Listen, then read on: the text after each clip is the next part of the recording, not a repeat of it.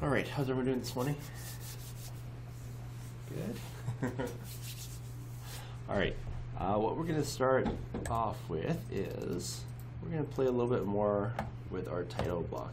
If you guys want, you can actually just use the one that's in a default tutorial. So I will make sure this is shared. Actually, when you guys go to new, can you see this full list of templates? There should be one called tutorial-IMFG.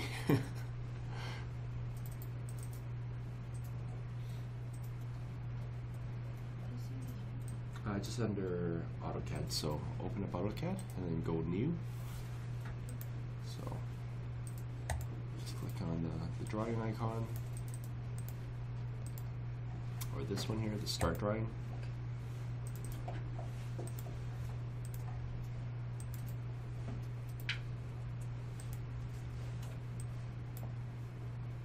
Actually, I should bring this over so you guys can see. Alright, so if you click on this one up here, the new, you can pick from your different templates. If you can find one that's called tutorial-IMFG, start off there today.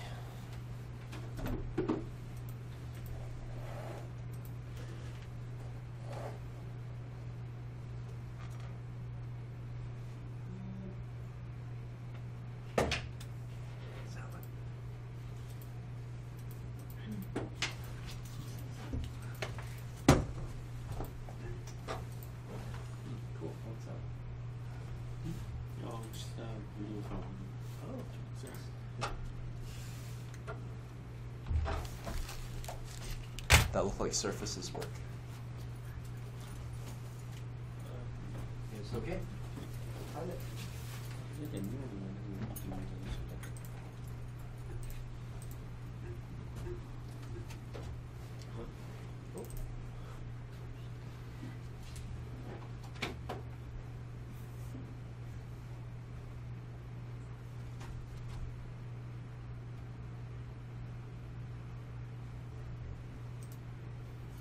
You can just click on that icon up here.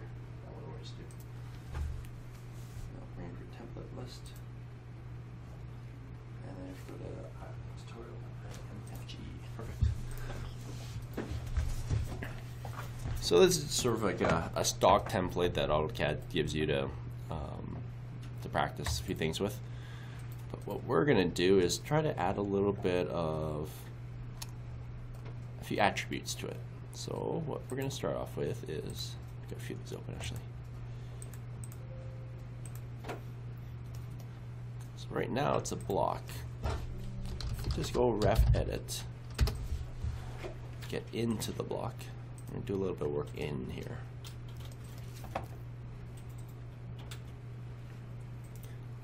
So right now, if we wanted to put in text, we would quite literally, click text, draw in our box, and type out something, title, right? But actually AutoCAD has something a little bit nicer of how to enter stock information. So every title block, we've talked about, you're gonna have your title, you have a drawing number, dates, approvals, things like that. So up here, there's actually an attribute creator.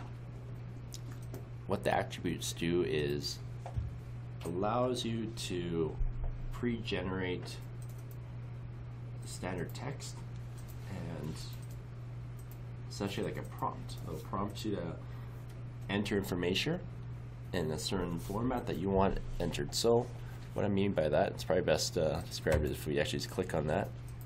So attribute definition. This is something where you are actually going to be creating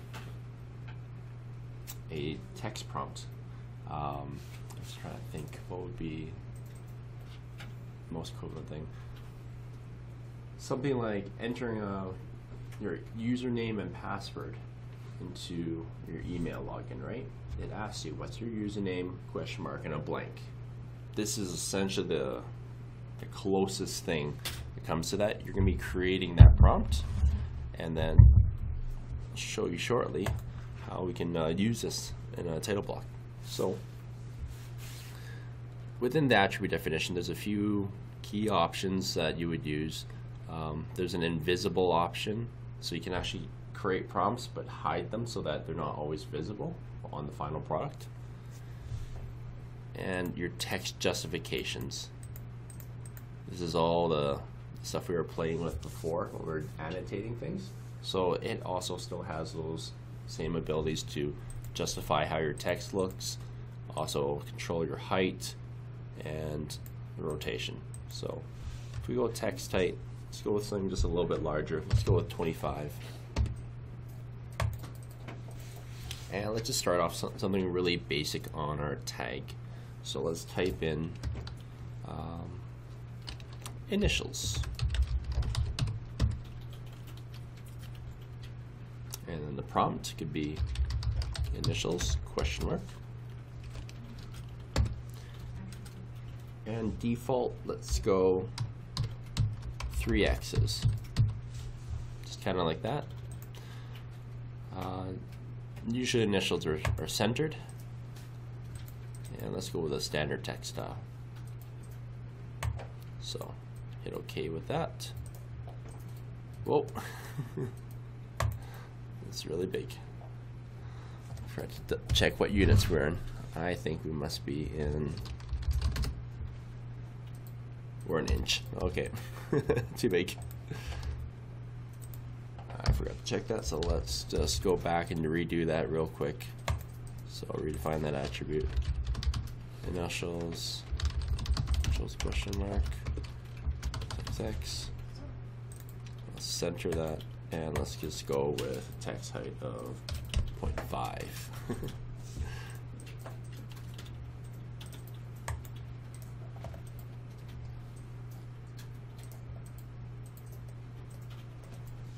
So what you're going to see is just this floating initials block, and let's just click it somewhere here, like so. So as you can see, did everyone notice how that shifted? Because I had set it for a center. So let's say, let me just do another one. So date question mark, and let's go year, month, day. Again, let's go center, and 0.5 is actually a little big. Let's just go 0.25. We'll tweak the other one later. But notice how right now it starts out with the text to the right, but my crosshairs, wherever I place this, is where it's going to center to. So if I click that right there, it centers to whatever I just chose.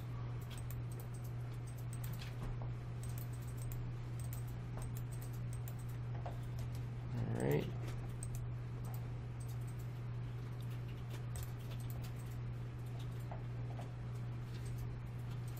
Just going to tweak this real quick. Big 0.25.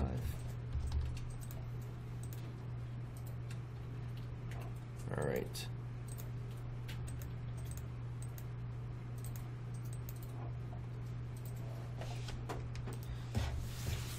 So after this, if we go save changes,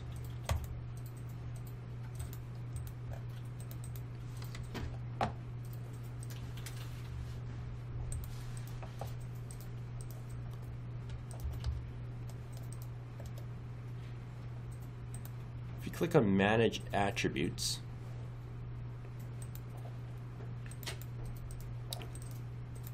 This is where you can actually start editing your attributes. So let's go RPL, and today is 2018, 06/23.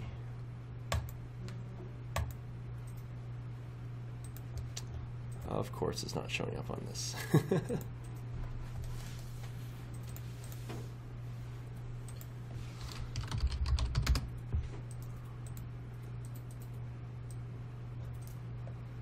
Let's try this one more time. Lock that again.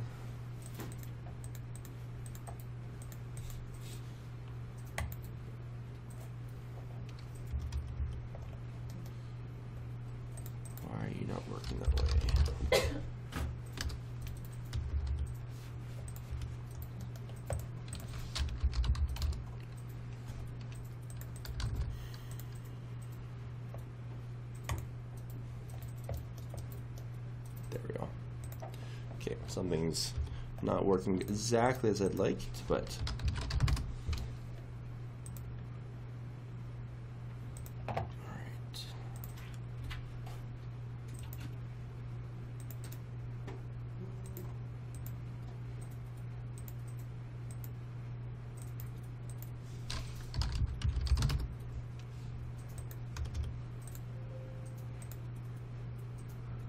Okay, so what you guys will need to do for this example, explode your block.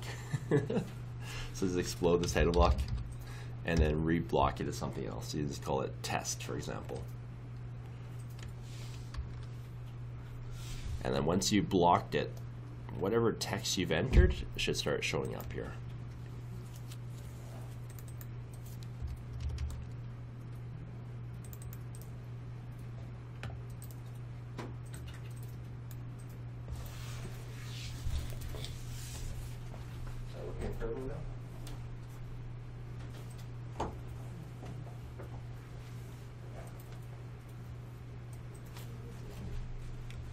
So are you still in the block?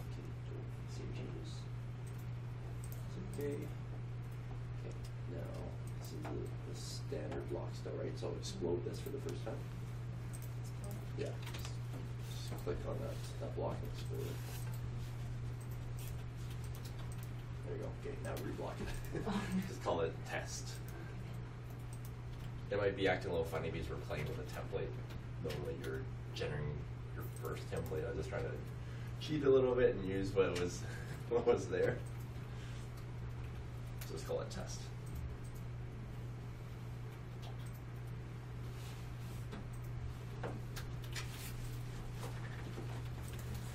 Yeah, sure.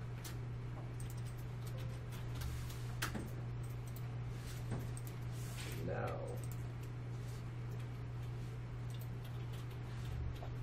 yeah, so yours showed up right. So you should have gone a block.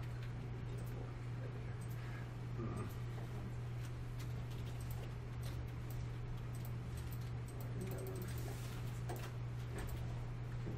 Oh, is that a block now?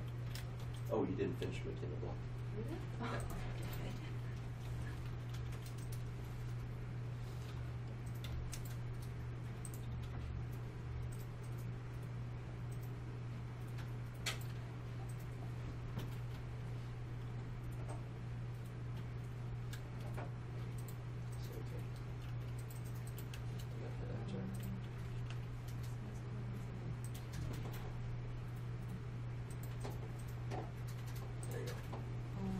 Now you can enter today's date, you can enter your initials.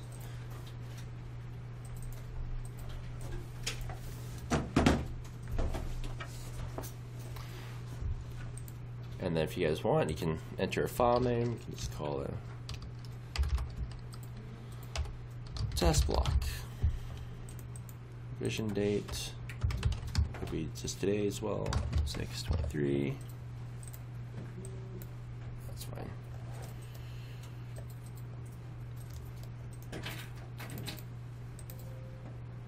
So as you can see, having this enhanced attribute editor allows you to actually create what you want to have entered on each of your drawings. So instead of having just blank boxes like this, edit, let's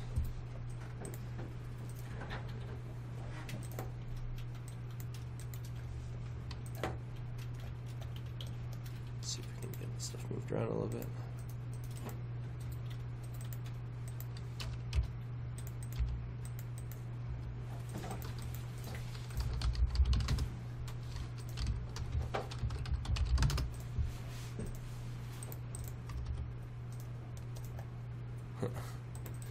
Yeah, it's acting a little bit weird.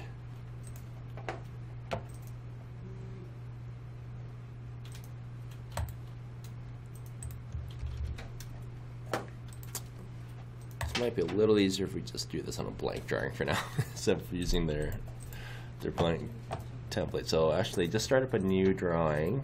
Sorry. Let's just jump to a new drawing. We'll leave that one for now. Play around with that. Make sure you get that one working properly.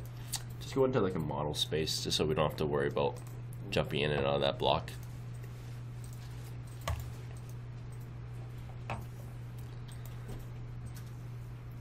But yeah, as you can imagine, you can actually create the full list of what you would need entered prior to completing a title block. So you could even have things like paper size. And the one thing with the tag is it cannot have any spaces. That's one of the limitations. And on the prompt, paper size, question mark, and then default, you can just take a little X.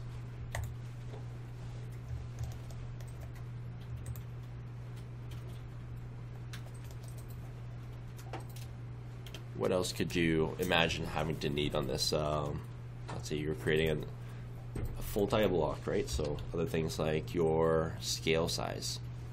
So scale, prompt, scale, and it would probably be a number, semicolon, number. Now this does not dictate that it can only be a number or a letter. That's just essentially it's a visual prompt to whoever is actually reading it. So your standards for using a number, you know, you would probably use the pound sign. If you're looking at doing just different letters, I usually use XXXX. If you're looking at doing something very specific like a date, I will type in the type of format as you guys just saw, right? 4 letters of Y for year, then a dash of MM for month, and then dash DD for day. That's just ISO standard. So now we got our scale. What else would we have in our block here? Oh, go back to the drawn by. So drawn by prompt, drawn by initials, something like that.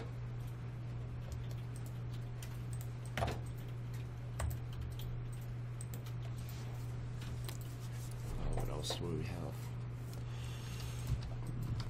Date, drawn,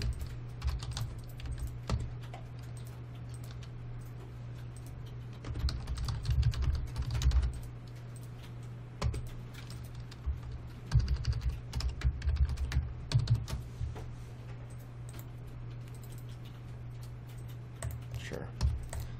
So, say we just block that, those 4. Title block, Then as soon as you create the block, they all convert. So up until that point, it's only going to be showing the past that initial prompt information. As soon as you create the block, this attributes editor should come up for you.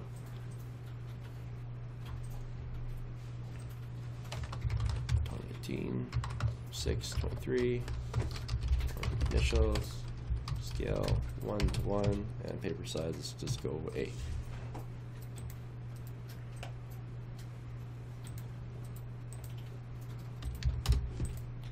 So the real strength of this is that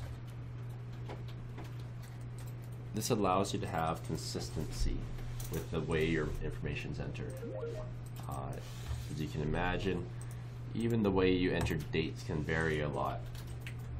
How do you guys enter, type, or write in a date usually? Add text. Add text. No, I mean a date. Let's say you had to sign something off. How would you write today's date? Month, day, year.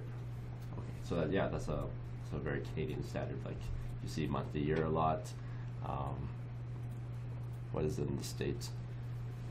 I think it's also month to year, but some countries are day, month, year.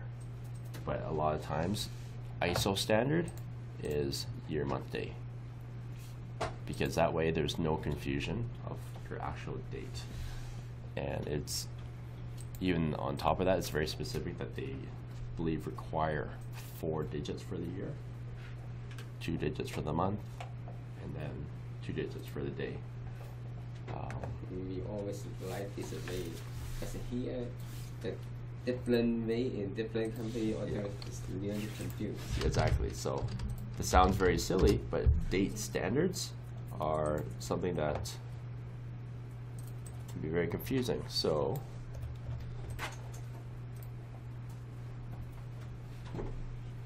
even looking at this shows different ways of calling out your years. Let's see. No, this is not the site I want. Around the world.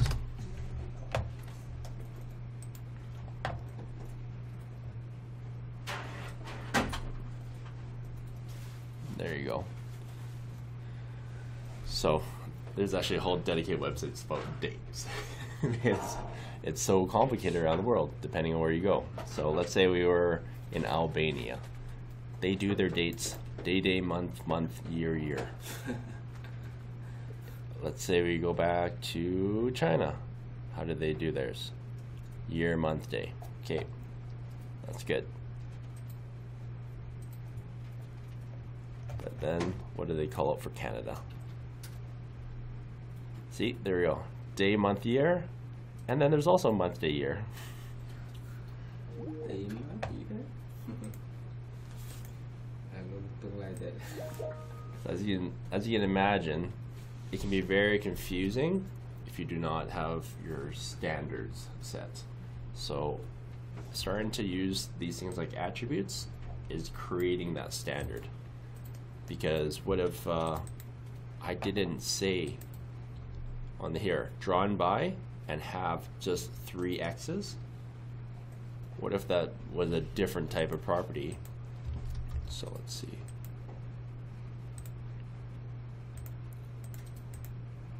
I don't want that one. Let's say this one. Say edit this one, and I didn't have a default in there. Drawn by. It was just blank. You could technically enter anything and it would be right. So maybe it wasn't RPL, right? Maybe it was just, if it's blank, I could just say this is drawn by me, Romus. Right? There's nothing wrong in the sense that I wrote that, but there's nothing that guided the person to understand that you wanted 3 capital letters by going X, X, X. So even though this may seem very, very minor, it is actually a very important thing to understand that when you are setting up your drawing packages and setting up your title blocks and anything that you are trying to set up as almost a template or a standard, you want to guide your next user to end up at the right answer, or the answer that you want at least. So even how you type in the date, right? My initial prompt was 4 Y's, 2 M's, and then 2 D's to call out year, month, day. And this continues on throughout the whole rest of your title block.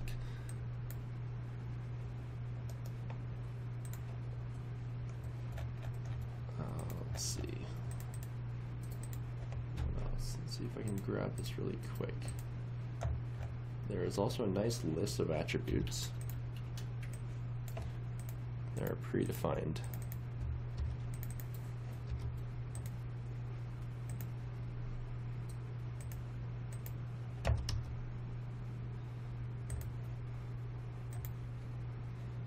Here we go. So also within AutoCAD, so if you just click back to define attribute, buried in here under right beside default is an insert field.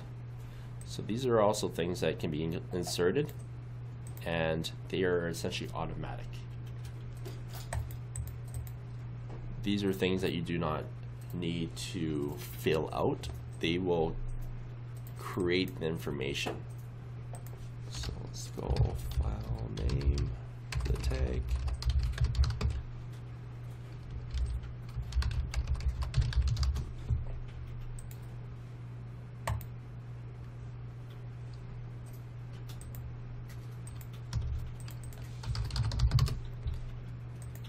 Okay, let's see if I can get this to work. Hopefully this works. To working set. Save this.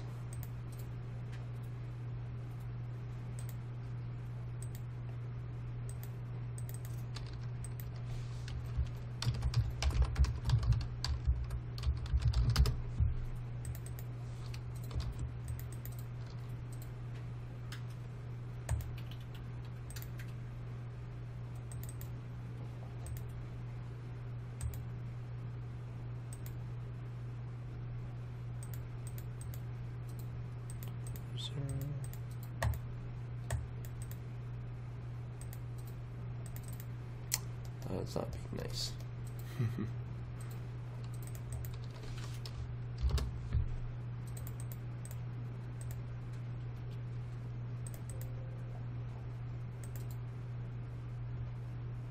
There we go. So if I reinsert that block, that's when it'll come back out. This one is not updating. I'm going to delete that real quick. But as you can see, this is a path of where I've saved this drawing. And that is all controlled through these default fields. So there's a lot of things in here that you don't necessarily have to recreate. You don't have to manually edit your paper size. You don't have to manually edit what else would you do?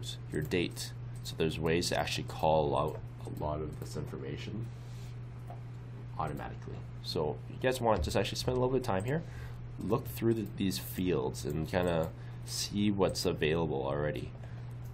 And within them, for example, date, there's lots of different options because not everywhere around the world uses the exact same date format. That's still being worked on around the world.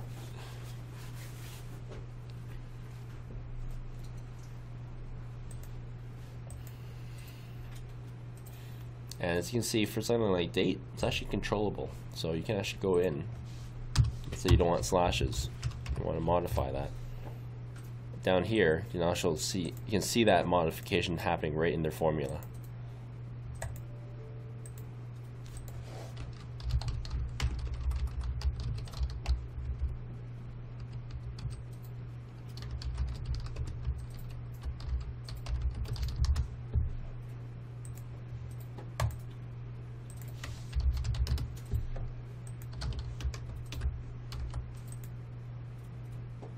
There you go. It has all the dashes, just like I modified in that formula.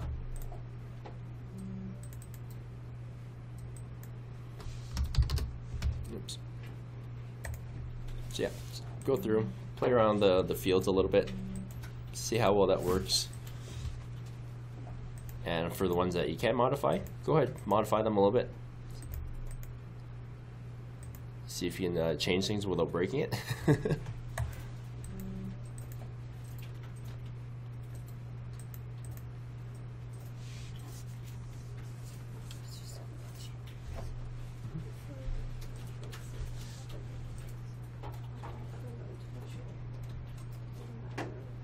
It doesn't matter.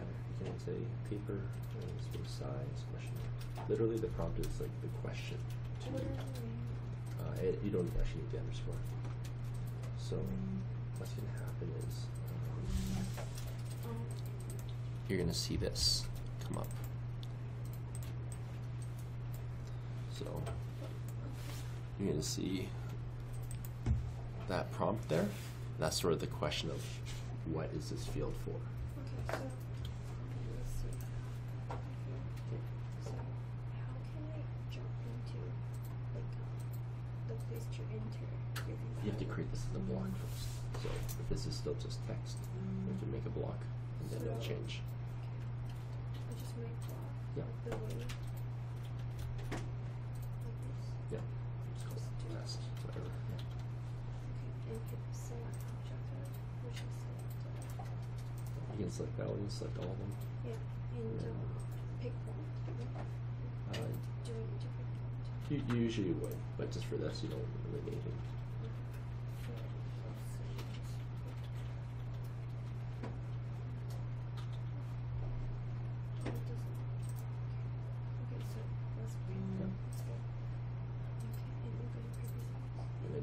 type it with a paper size. Just 8 times.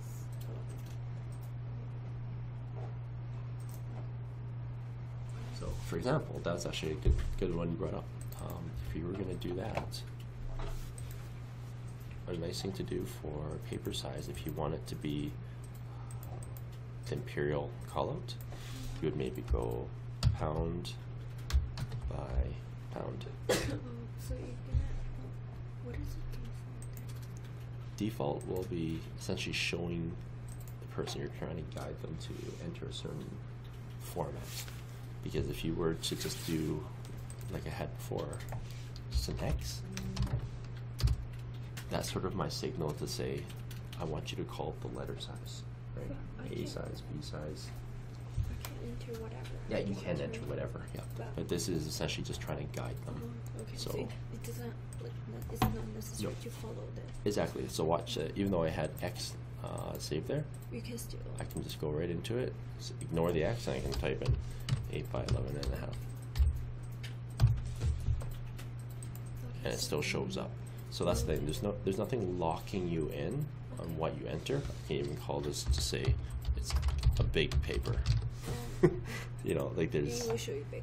yeah. Oh, it's just like that. You can just okay. There's no intelligence to these ones. Okay. The only thing that has intelligence are the ones that are attributes. What's the one I want to change? So I'm going to be able to change the field in here to do here. So these are the ones that have intelligence, where you could actually call out your page size. So down here, paper size.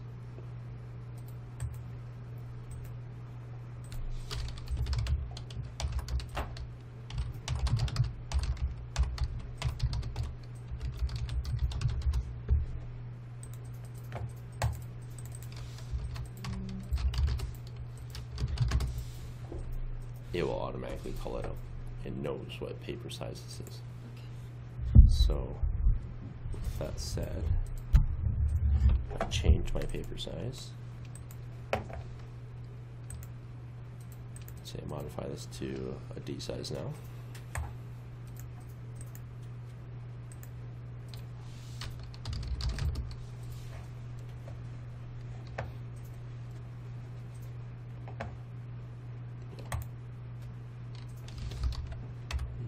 Come on. There you go. After I regenerate it, Yeah. it'll automatically change. Okay.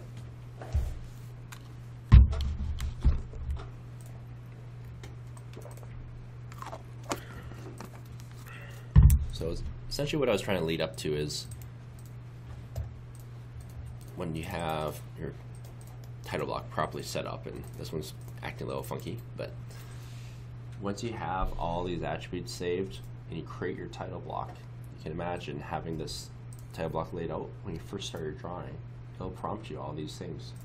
So you'll be able to fill out your drawing properly, and throughout your whole company, you're going to have a lot more consistency.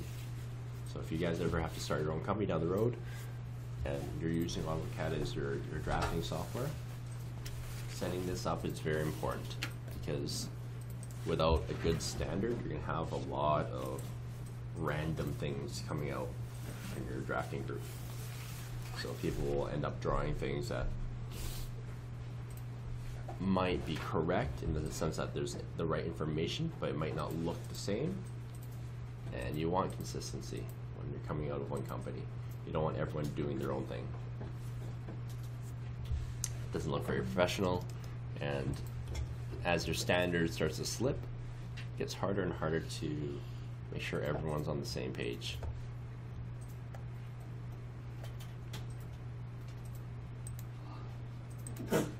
Bless you. So I'll let you guys play with that for a few more minutes.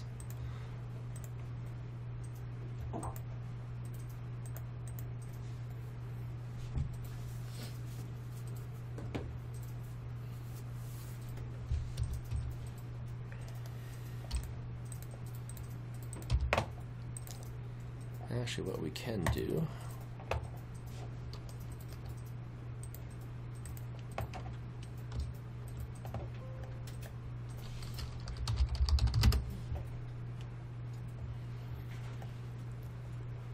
Yeah, if you guys explode that title block that we were on, start filling out all your different edits in here, try to populate it.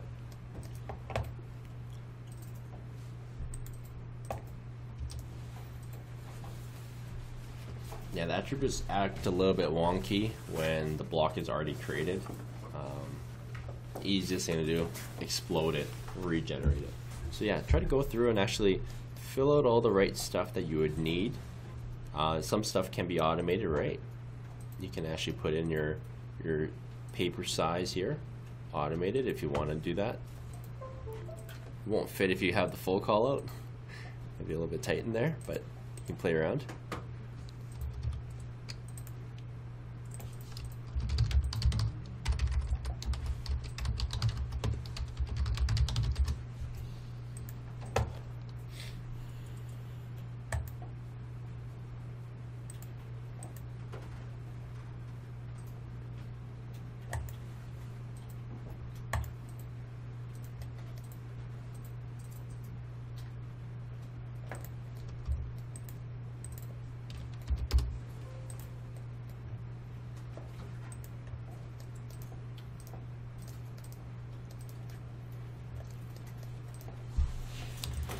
This is going to become very dependent on your company standard, but personal thing that I have been taught and have continued to use throughout my career is the drawing number is the file name.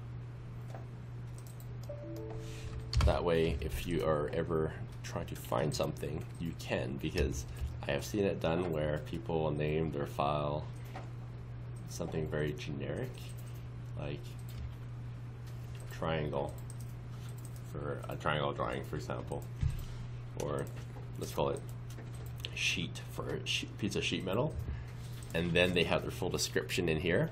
Well, you can imagine if everyone's calling their sheet a sheet metal sheet, it is very hard to find and distinguish.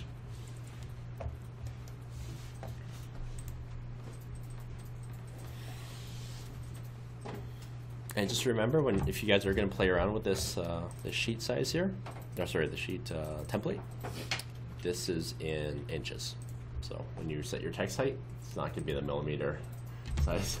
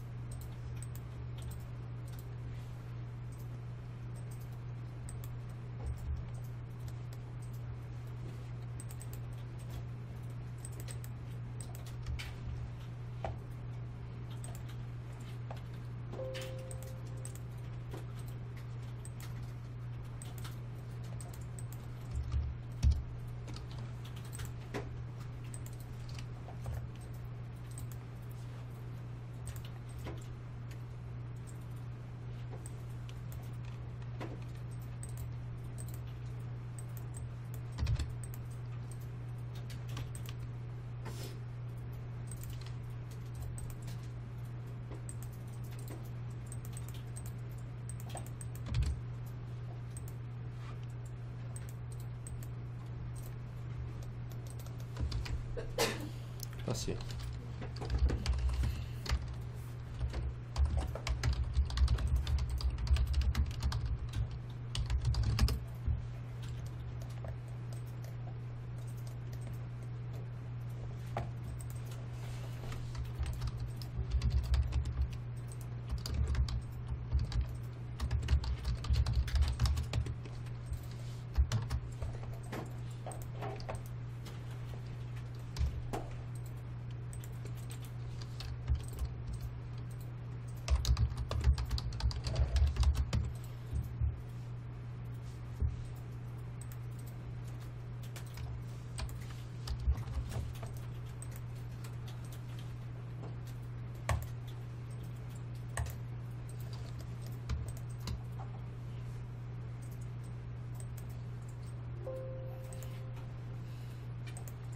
And just remember, while you're placing your attributes, you have all the same snaps and different ways of alignment as you do drawing anything else in AutoCAD. So, for example, this lettering right here, I actually made it so that I wanted it to be centered. And then now I can choose between 2 points and have that nicely centered right in that middle of that box. So your justification, really good to make sure you're using what's available there to make sure all your text looks nice and lined up.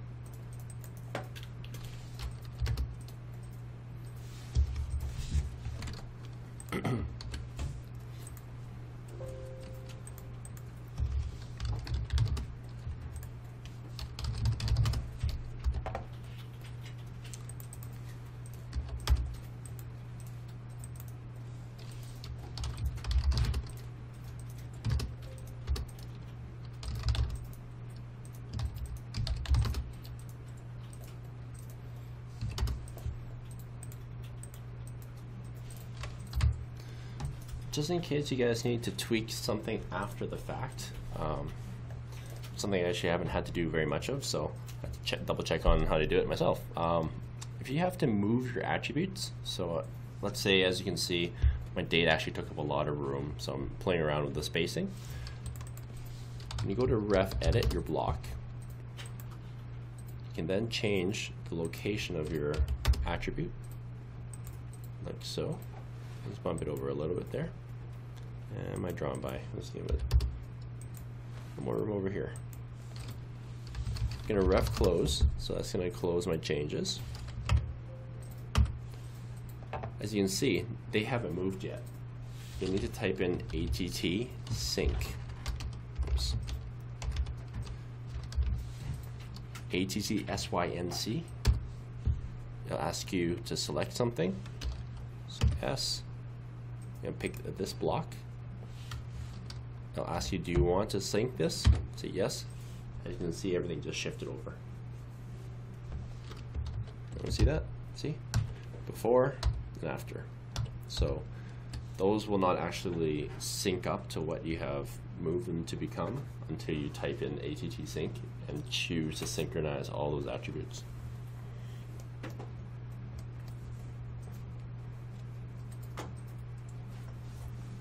So try doing that as well. Just move some stuff around and then go ahead and tweak them around. Make sure you guys can get through that command. Understand how that one works. And then we'll probably move on to something else pretty soon here.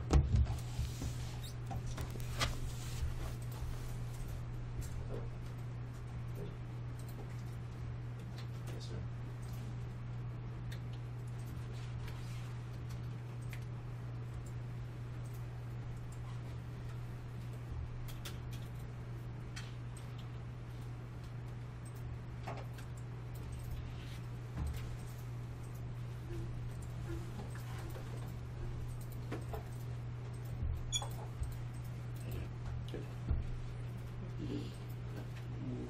So if you go to rough edit, right, this is the block now.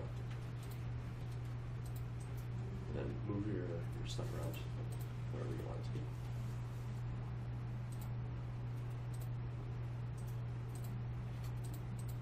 Okay, rough close. Rough close or hit save.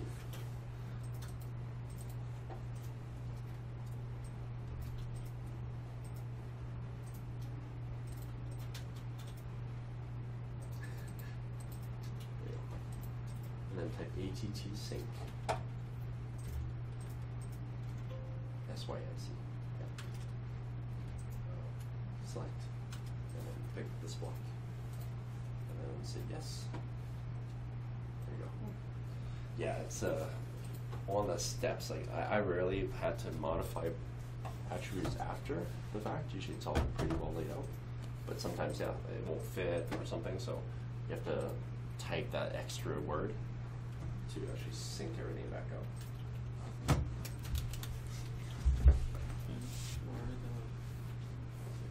Justify? Yeah. What does it mean? So, Right. justification. We might have gone over it a little quick last time. So justification, how that works is, I'm just gonna do this, the block here, like this. Okay. So justification can be best described as points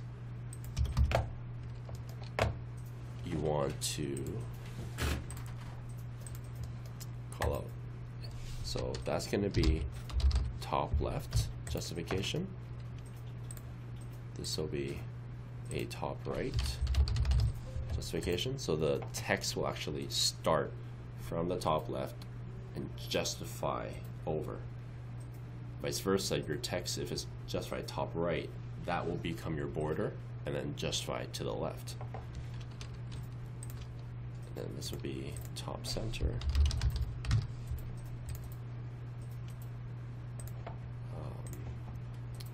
What do they call this? I think it's middle center. Middle center. Middle left.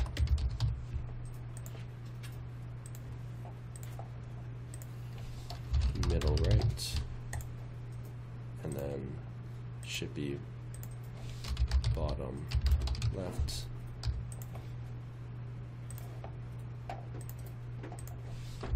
Bottom center.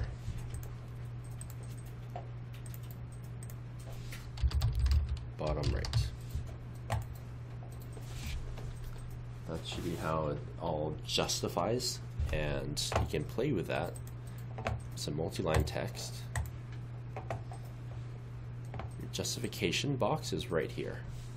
So let's do this. Let's go bottom.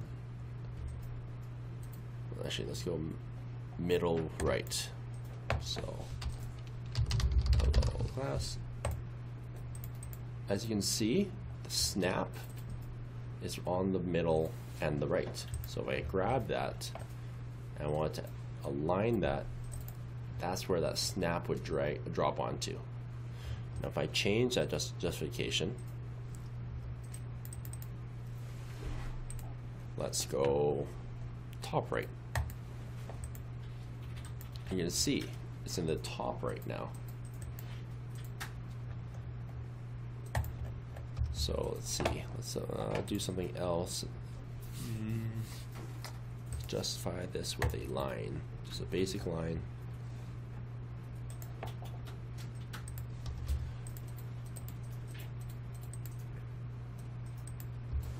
So that is a top right justification.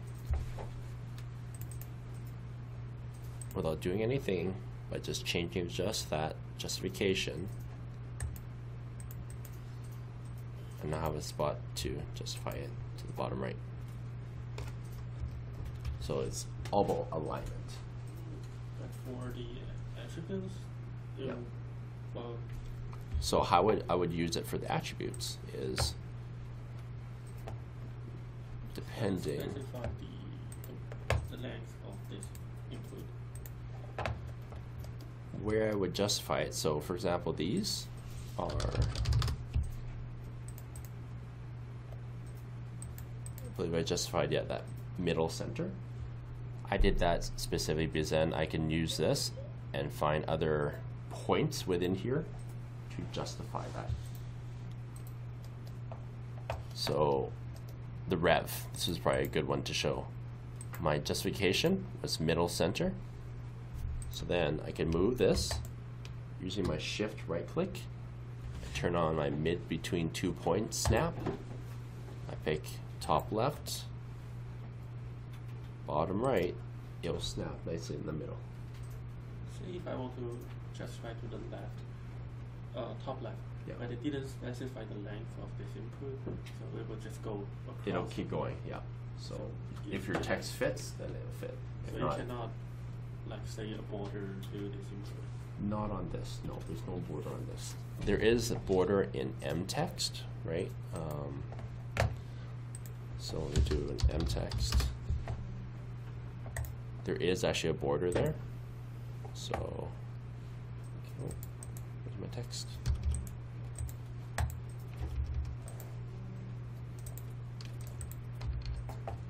There you go. So you can actually control how wide you want this to be.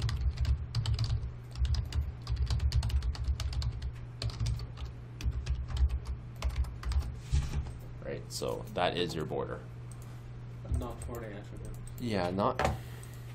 Actually, no, I've never tried that. I don't know if we can use an M text in attributes. I don't think you can because, yeah, there's no option to change M text to attributes, I don't think. Can you change M text to attributes? Yes. I haven't tried it that way. So then you'd have to just type out something.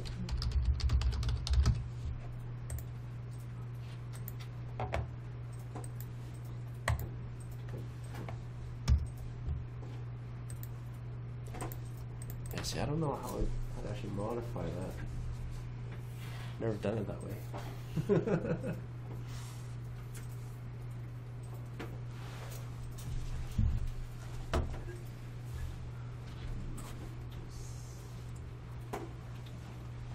So as you want to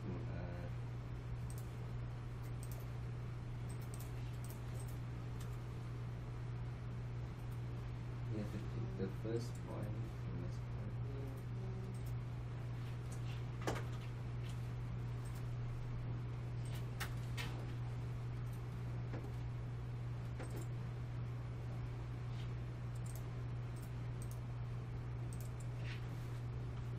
So now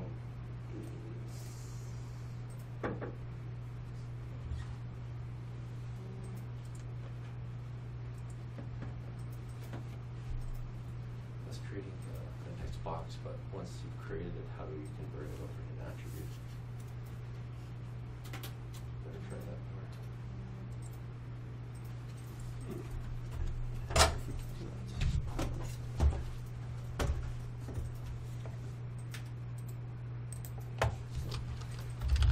after you change the property after. Mm-hmm. We've tried to convert text to an attribute definition. Conversion tools tab. When you such you want to make the text into the middle of the mid-center of this box of this. Oh no, what he's asking is there a way to change like M text? Because M text has borders, right? So that has the border, but how do we change this to an Change attribute? here. Still can change here, top left, top right, you can change here. Oh yeah, not that part. I mean, like, can we change this into an editable attribute? I don't know if we can do that. Change to where, sorry? I change text to an attribute. That's what he wants to do essentially.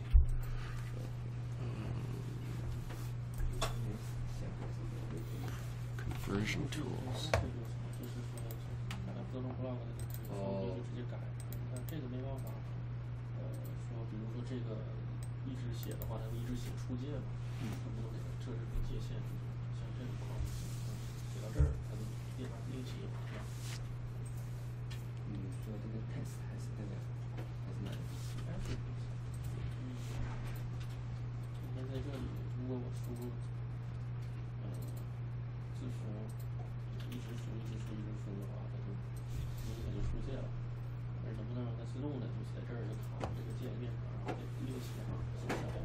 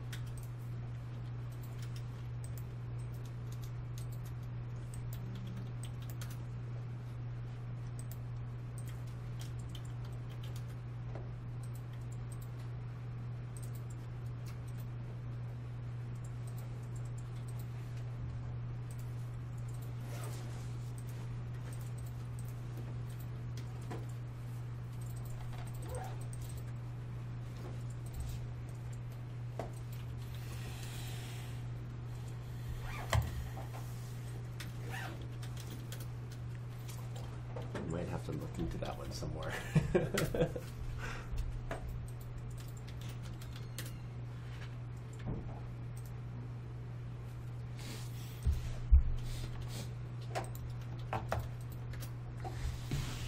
Oh, are you guys good? Is it too cold in here for the AC? Is that all right? I'm cold. How are you guys? Are you guys cold or okay?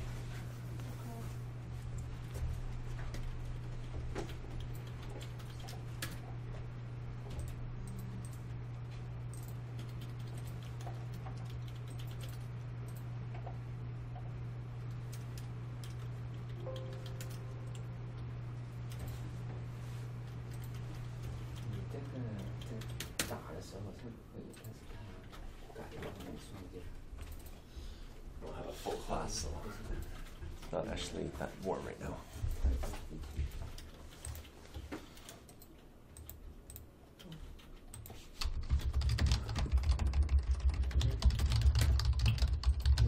Can I access reference everything? I don't have any blocks, I think. But I want to block this one. I don't have any block right now. Okay, so let's just create everything as a block, right? So let's create a block. Yeah, but it's just something Oh, you're in an edit right now. That's why. like how to access the Alright, so exit up there. just This is like a typical block edit, right? thank you.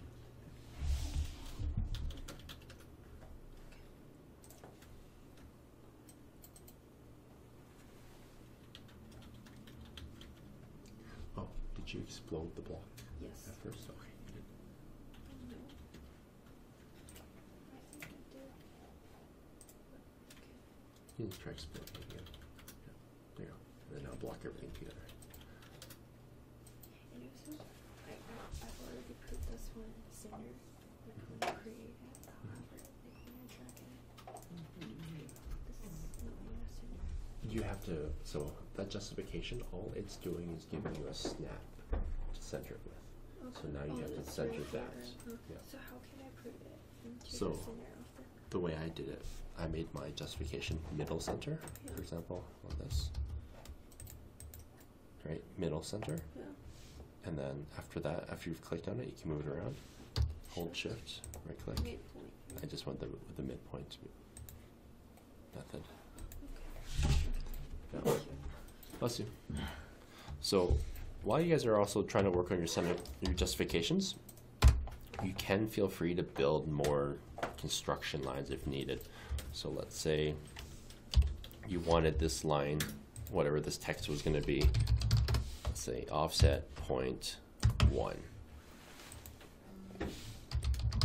And you want to offset this as well, 0.1. So let's say that's where you want your text to start. You can justify your attribute. So let's call this description.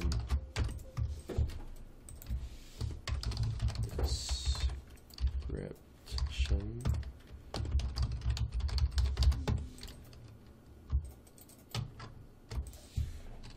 Let's just go with that. And my justification, I can make that bottom left. Find that snap. There we go. Save my changes. And my description can be, oh, it's not there.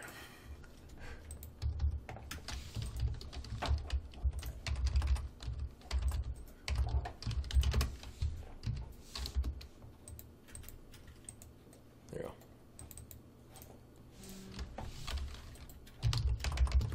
Saturday morning class. There you go. So feel free to use whatever you need in here. Get rid of those now. To build up your construction lines and have a nice justification.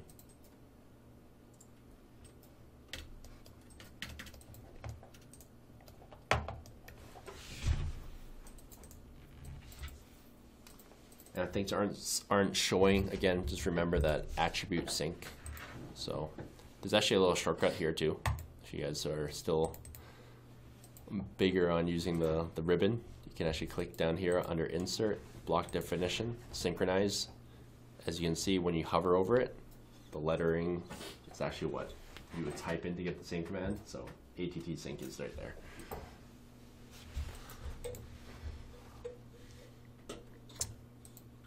Oh, do you guys all have you guys all noticed this as well? I guess I've taken this for granted, but if you hover over a command on your ribbon, this will also show you what the keyboard command is. A lot of times it will show you the full-length full-length keyboard command. So we all know for line you can just type L, enter, but at least it'll show you what the word, the keyboard entry is. So for example, M leader for leader, I can just type in M leader, but I think ML EAD M leader. There you go.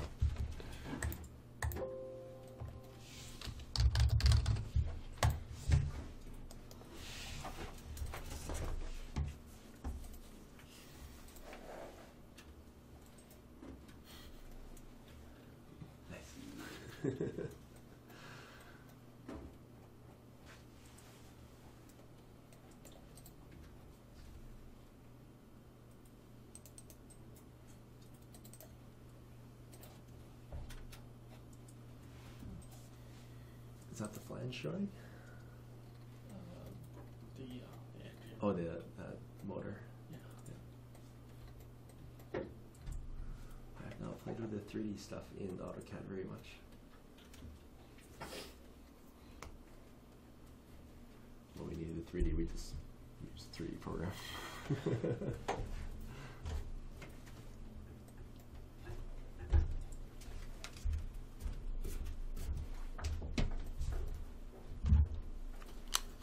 Is it simple to build a 3D model and then when we try to print the 2D schematic things, will it like automatically generate the hidden line or everything? Yeah, it does. So 3D, and it creates all that information after the fact, but you have a little less control. How do I put it? It automatically does a lot of stuff, so you don't control each layer and each line as much as far as what's shown. There's sub options and stuff to control some of that, but pretty much for 3D, all you're really trying to do is just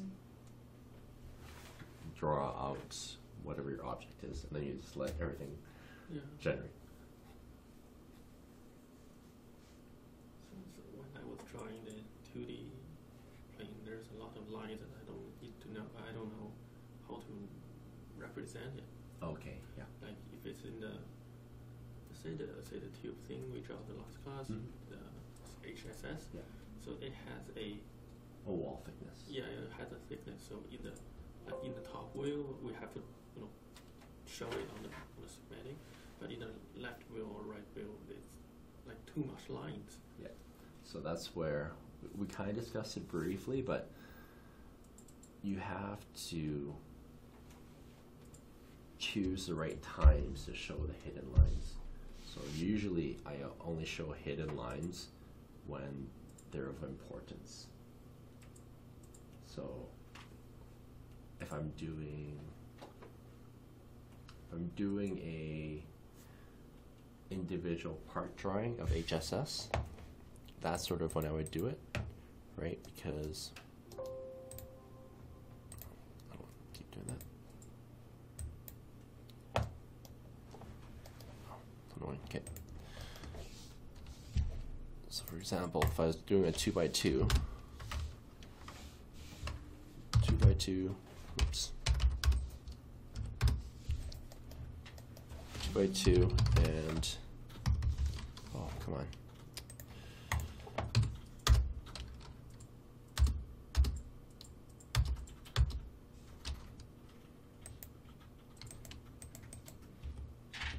Okay, 2x2. 1/4 inch wall thickness, and let's do. All right, I'm not gonna bother rounding out the sides, but so for example, if I'm doing just the part drawing,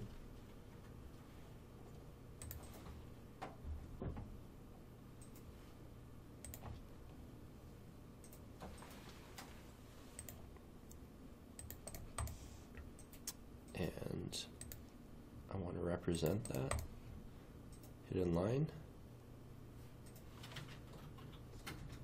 One.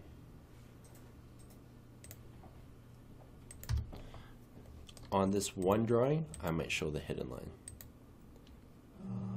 Hidden line. What is hidden lines?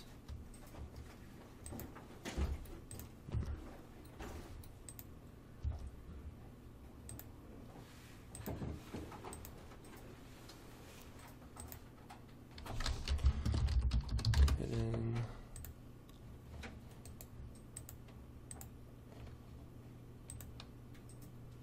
Where'd you?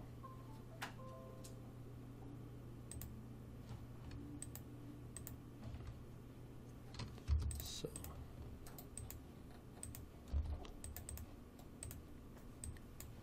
I'd make just these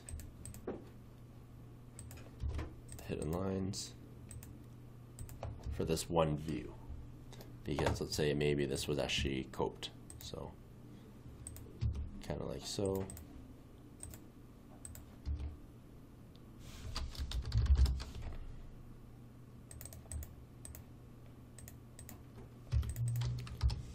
So let's say I wanted to do that just to show. But then on the next level, when I'm installing this into the actual assembly, I might not show the hidden lines. So right now this would be just an individual part drawing. So on this one part drawing, I can then go ahead and dimension my piece. Still in that.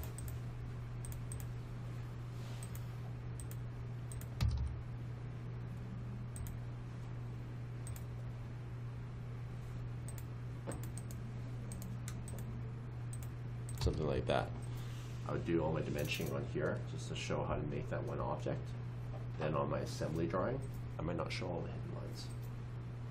For cleanliness, exactly like you're saying, is if there's so many hidden lines, it's hard to see. Right, it gets very cluttered. So that's usually how I dictate that. So on my part level, it's usually pretty good to show hidden lines. But again, it's not even required. Let's try to think here. Actually, no, you know what? I actually hide my hidden lines on my part level even for HSS because it's a standard piece. Yeah, there's actually very rare times when you need to show hidden lines. It's more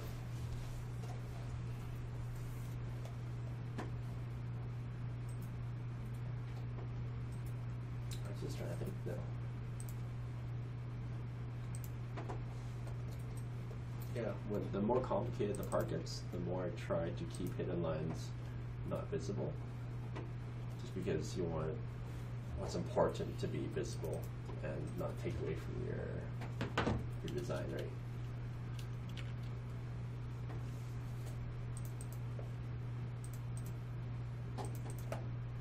Sometimes the hidden line, if we can understand the drawing, so you don't need to show the hidden line.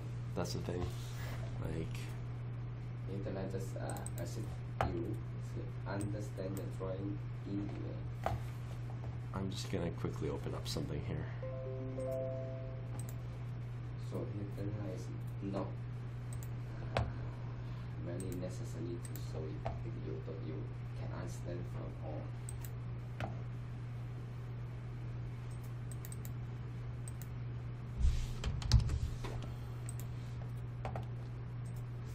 Let's see if we can open up something here real quick.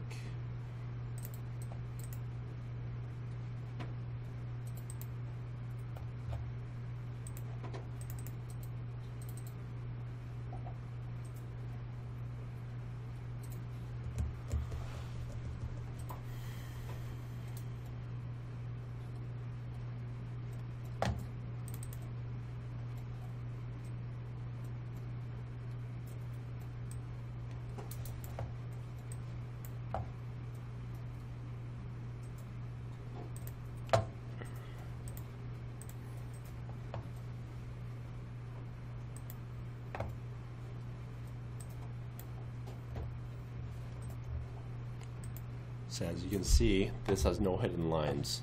If I want to show my hidden lines, it gets very messy.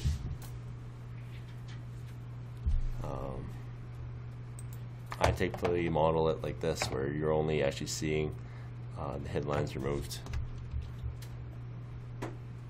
even on the part level. So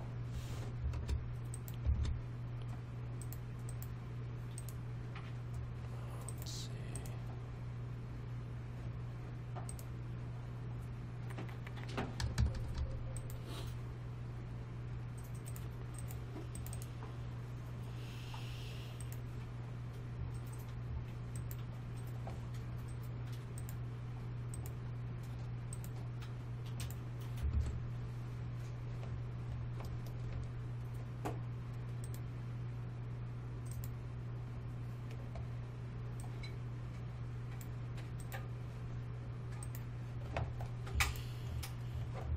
So even on just an individual part, if I was to show hidden lines, even that looks kind of messy, right? Let's go front.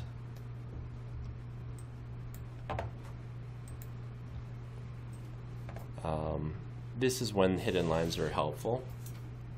So what we have behind us is all the C channel, right? So being able to show that there is something back there is helpful, but even then, if you were going to do that, let's project a view up. Let's just go back to standard. The proper way of showing that is to create a section view.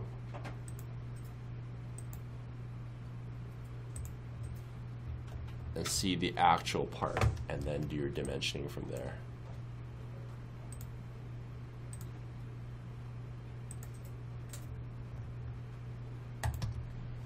You never dimension to hidden lines. That's one of the big rules, because if you cannot see it, you should not be dimensioning to it. So the right way to do it is you create cut views, like section views like this, and then you dimension on the section view. Yeah. If you guys are interested in doing SolidWorks, I think there's going to be a course you can run for it. I'm not sure. SolidWorks or Inventor. They're both pretty good 3D programs. All right. So what we will move on to is we're just going to do a little bit more drafting practice. So what I have set up for you guys is some pipe work. I've done a flange now. I'm going to get you guys to draw. Where's my spec drawing? Yeah, let's go with this guy here.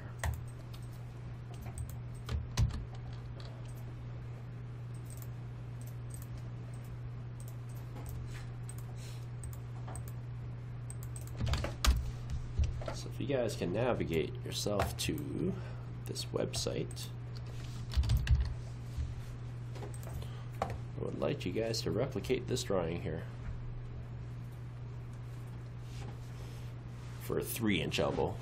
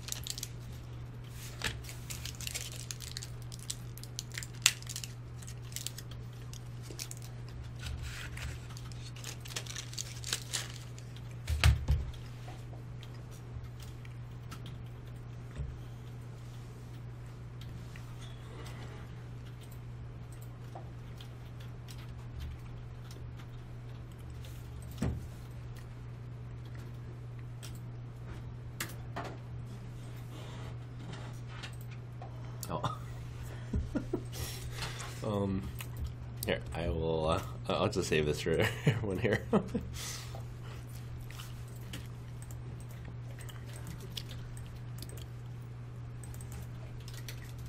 Okay, I saved in the in the folder. Just saw everyone struggling after that, so.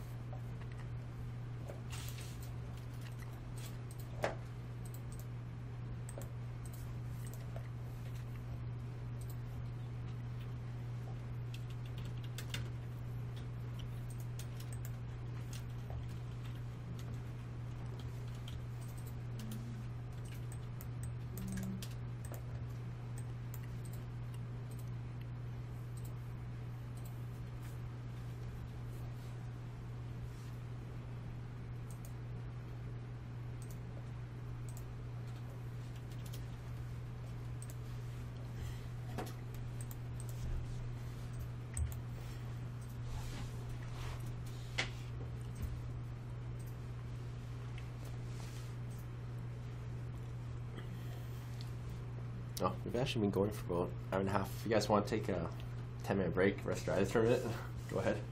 And we're just going to be doing a few different practice drawings today, so you guys can have a little bit of more drafting practice.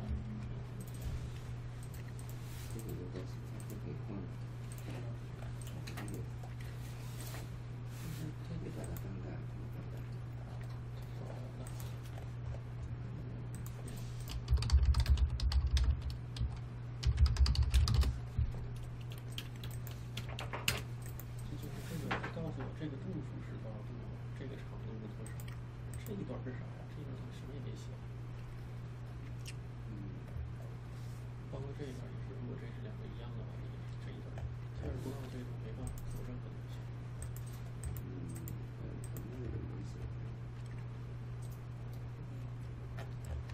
看能告诉我这个多少？这个圆心是多少？这个圆心在哪儿？我不知道。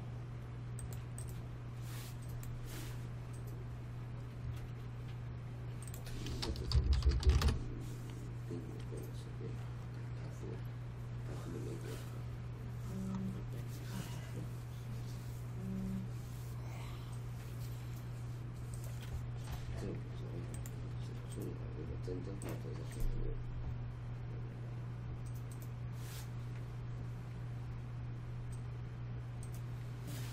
现在我就是假设，这一段和这一段和这一段这一段4个字是相等的。不是，现在我们需要的其实就是这段距离，这里的可以让它45度的可以。也行，一样。是45度。这让它45度的。对，就它这么一个小段的距离，行，可以吧？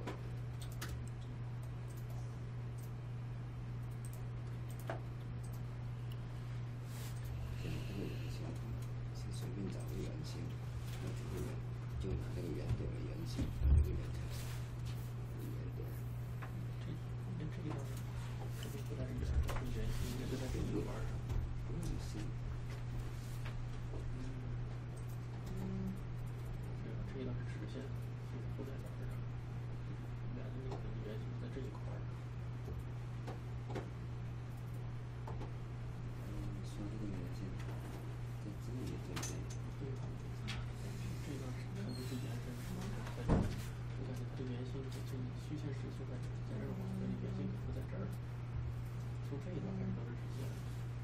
你上网搜一下这个 long sheet 90度 F， 对，你搜出来以后，看它的，一般你看一下这个半径，这个半径是这个管的直径1.5倍、2倍什么之类的，是1:5，还是1:1、1:5，还是上面搜一下，可以。大概看这里的话。从这里找出来，这应该是1.5倍左右。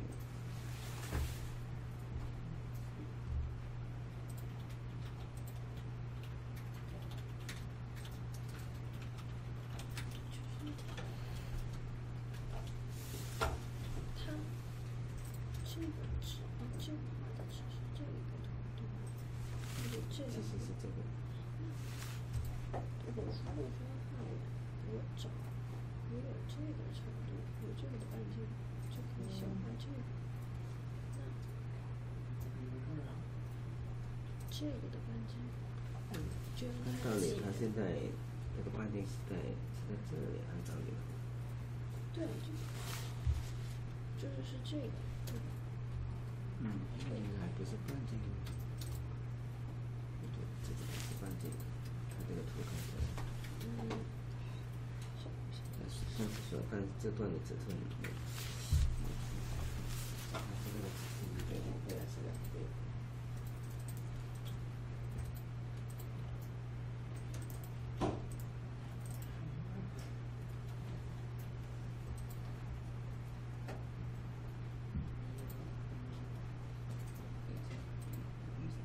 是2寸是吧？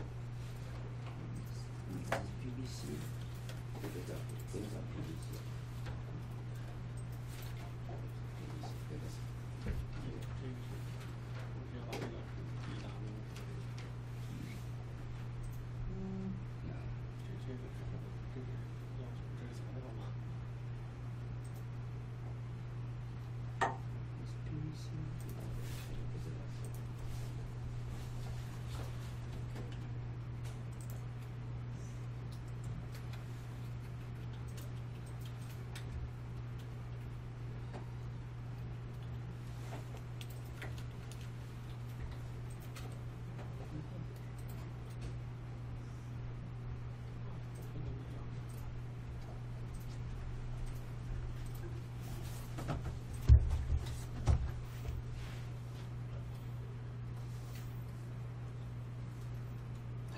for? What? Don't fully understand this drawing. It is a side view of a long sweep elbow. So It's what it the looks like. radius of the elbow is now 1.5 times the diameter of the pipe. So Is it 1.5 times? Was 1.1, 1.3, 1.5? so for 3-inch. Are you just not sure how to start drawing it, or like what the view actually is? So No, I mean there No. are. Yeah, some thinking information about to this see that. ladies of this ladies, the center should be in this line or the outside, or this the radius, or this one. so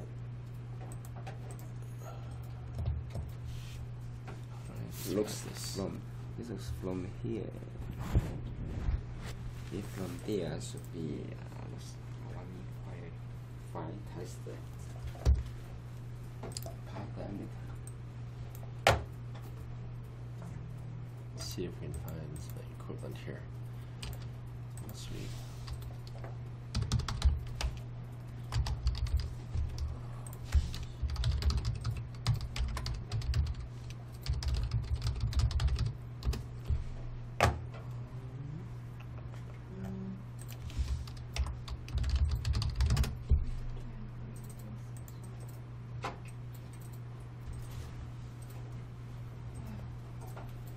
Because usually you don't.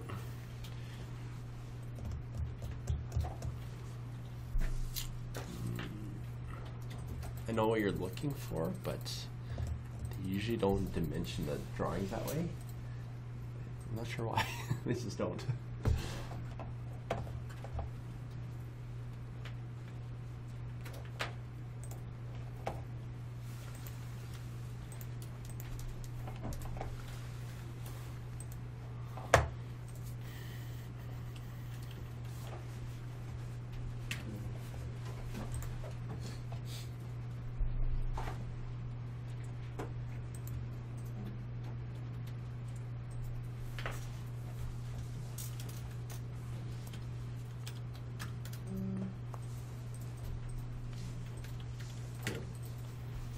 这1.5倍，我们看，1.5倍，这个外径的1.5倍就是它的半径。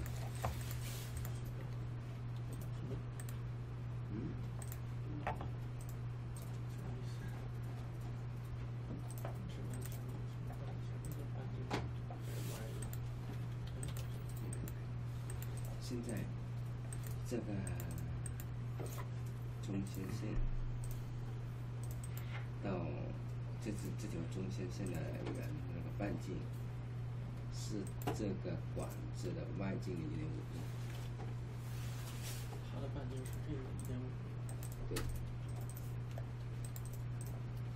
这个 F 的1.5倍就是它的这个半径。对对，这是中间线那个。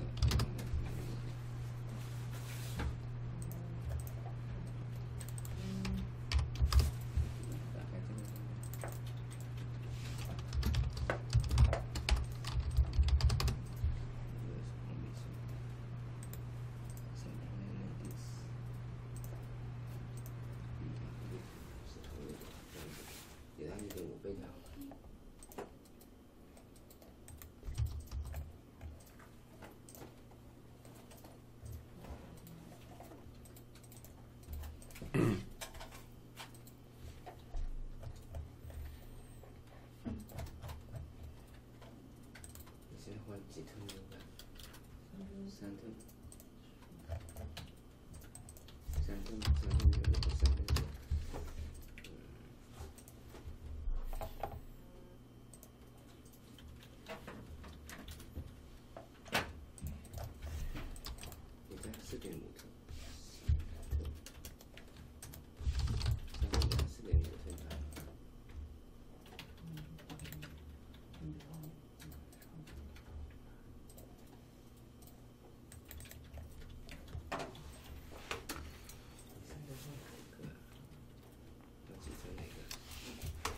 It's 4.5 inches for a 3-inch pipe.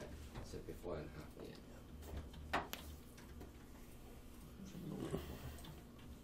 4.5 inch center line, this radius. That radius. Because, okay, actually, we should probably should explain what pipe schedules are. So, just so you guys have a bit of understanding, I'm just hopping onto this website I've shown you guys before, Engineer's Edge.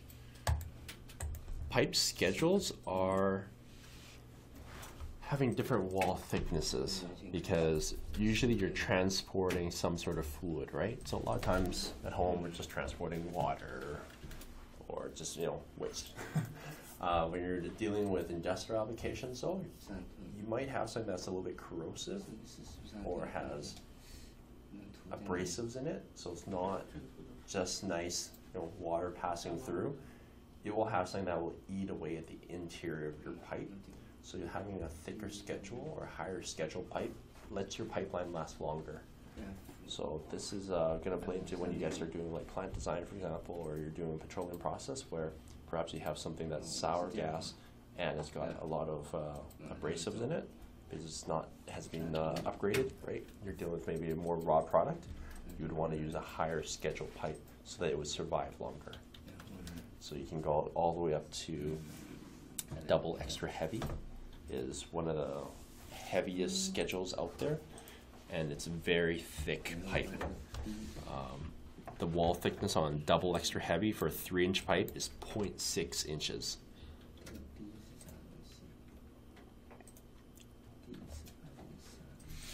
And that's essentially what we're drawing right now, double XS.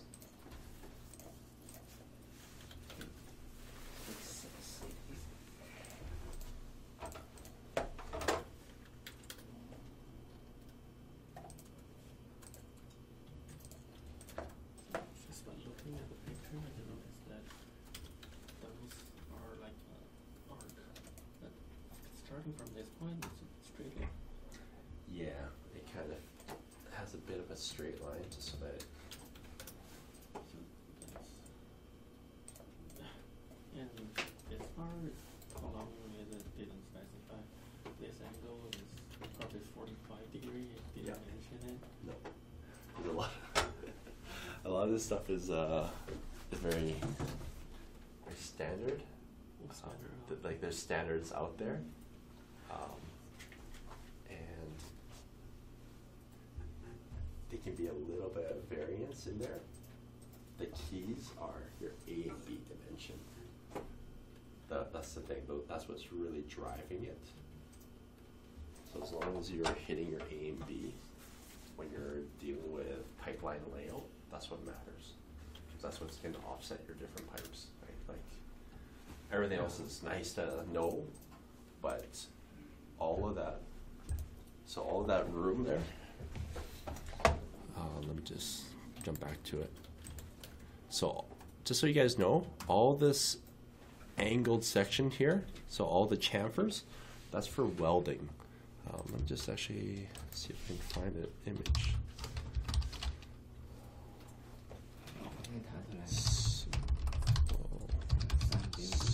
Weld. Oops.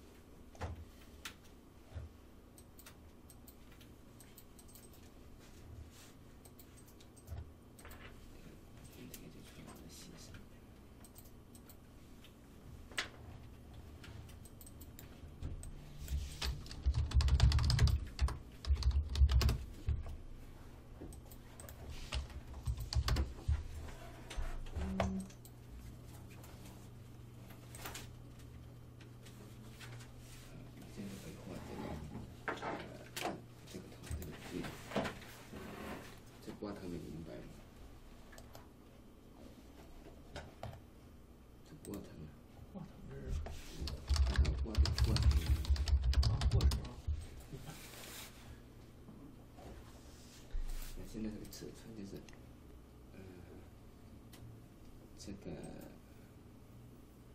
圆的那个半圆的中的半径是差这个半径等于是4.5寸，这个是3.5寸。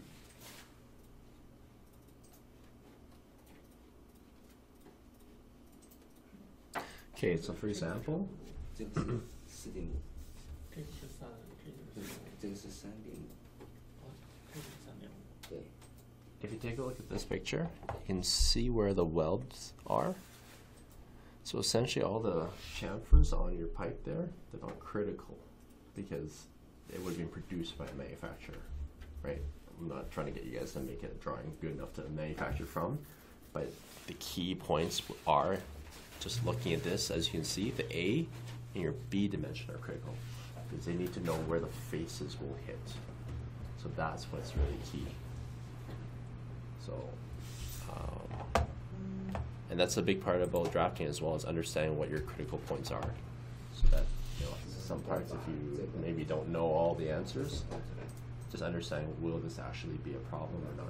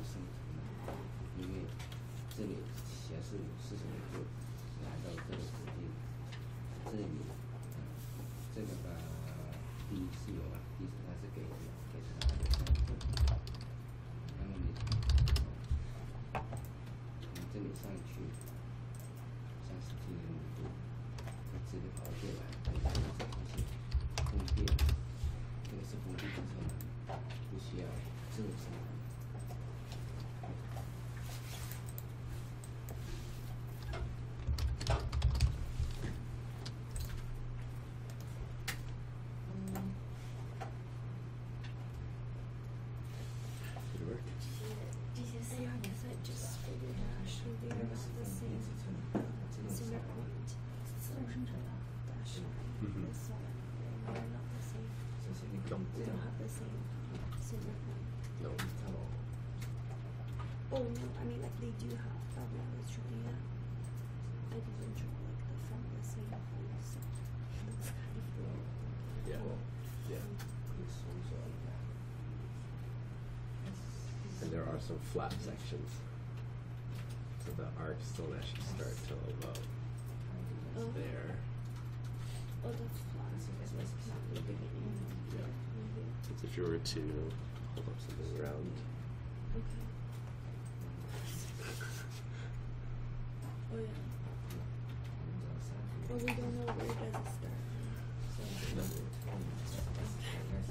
Not entirely. It's one of the like tricky things about drawing this thing. But like practically, should it be like this or it should be just like a circle? Like in reality? Yeah. In reality, the key part is it is a sweep, right? And then Yeah. there are flat sections. Oh, there are. Yeah. So it looks like It this. is. Should It be. is like that. Yeah. Okay, let's go.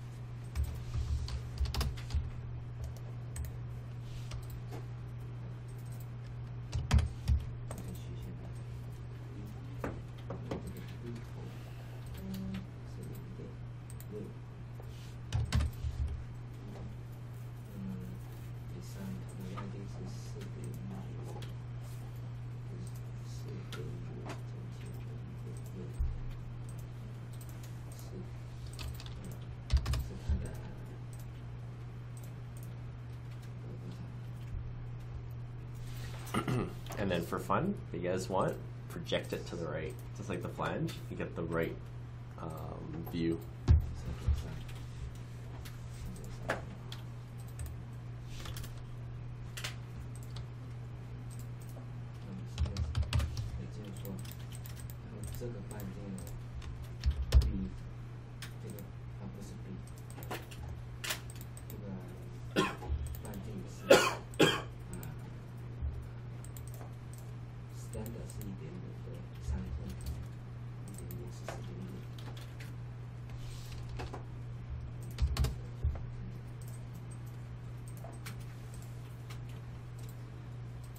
能别把这些删了，你的旁边的不想留我之前。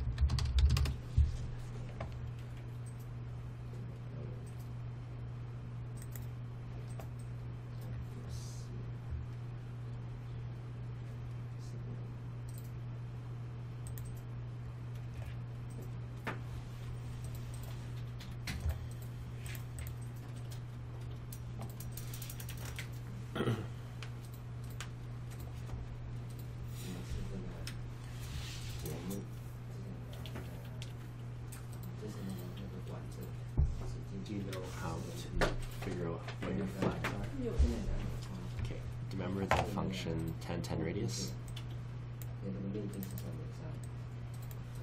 So I know my distances are going to be 8 and 8, right? So that's my first boundaries. Yeah. From there, you're supposed to draw your faces, draw lines that go straight out, What into tangent line? and then 10-10 radius. And this is 4.5.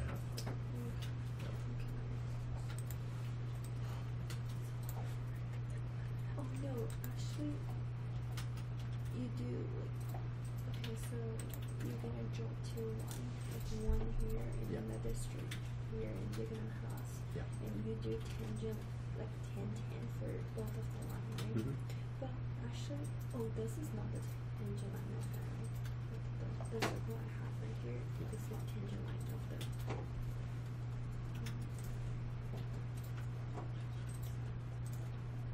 So this is not tangent line, is it? It is tangent, It is. but it's not like. 这边打到虚线是什么意思啊？ But where are you starting it from? But this is already tangent line, right? Let me just think if it will it affect anything? Because where's your center?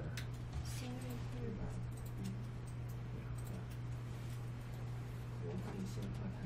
here. Because your center needs to be further out. Right, your center would be where these are.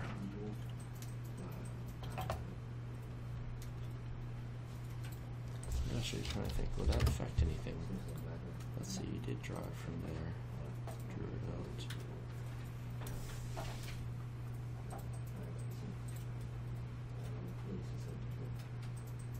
Actually, that should work. Yeah, that should be okay.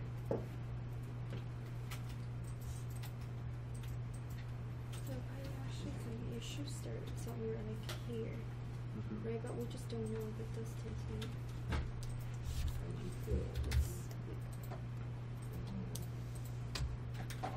Okay, so the way I'm drawing it is draw those two faces. And this is where the other face would be as well. 那45度是什么东西啊？ Let's do this from hops over so. 45度。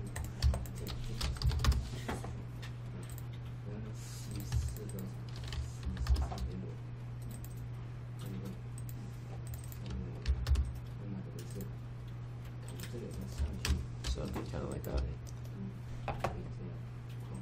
And then from there, yeah, these extend out.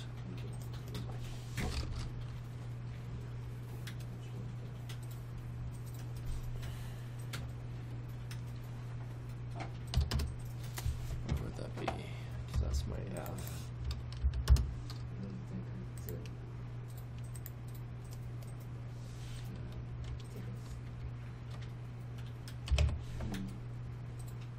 I'm just gonna guess on this part here. Not really critical.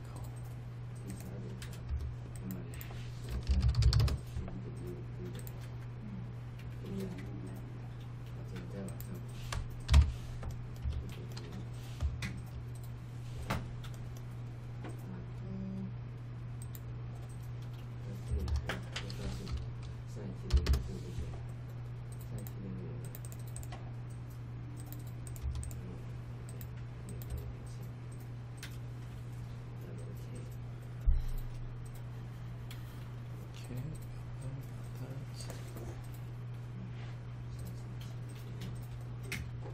that's good.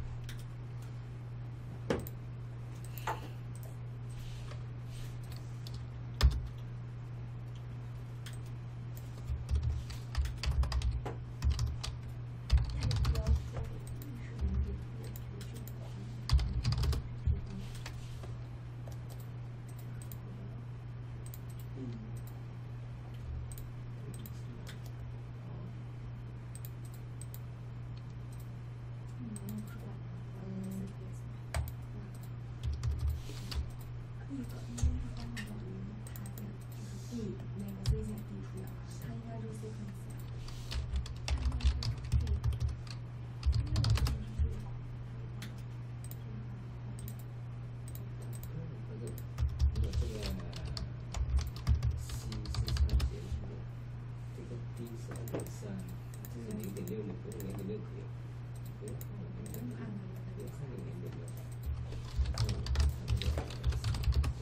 Synchronize。Let's see if I did this right.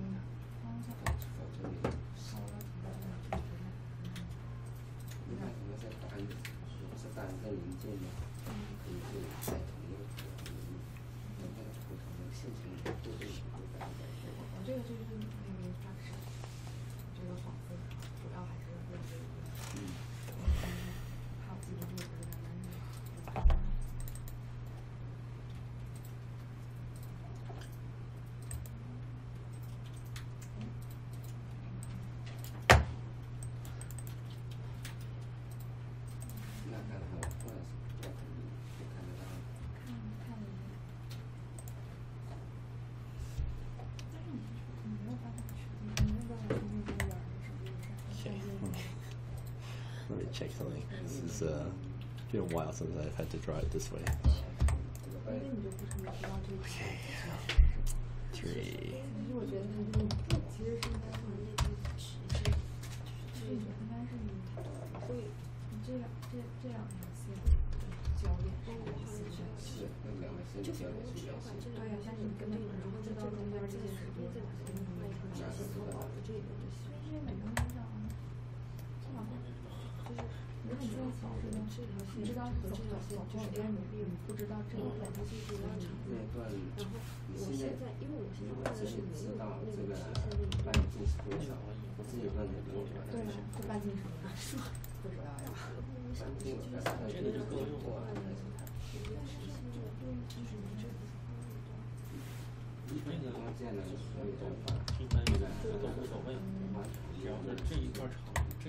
这样的，这个位置是也就对的，对，都是薄的，这里没问题。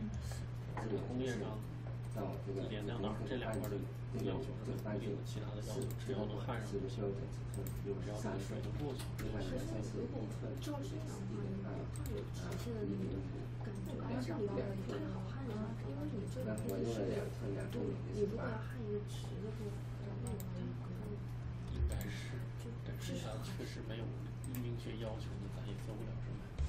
这个好，你看，对，就是我就画个它，这里边然后换哪一个？要求。SS 那个厚度是0.43倍。对，跟这个他给的差不多，他给的是0.43。但是这个没有什么两样的。它这个没有。都没有什么没有。新信息。要不然拍size，只是它那个厚度，我们是需要它的半径。他已经给不知道。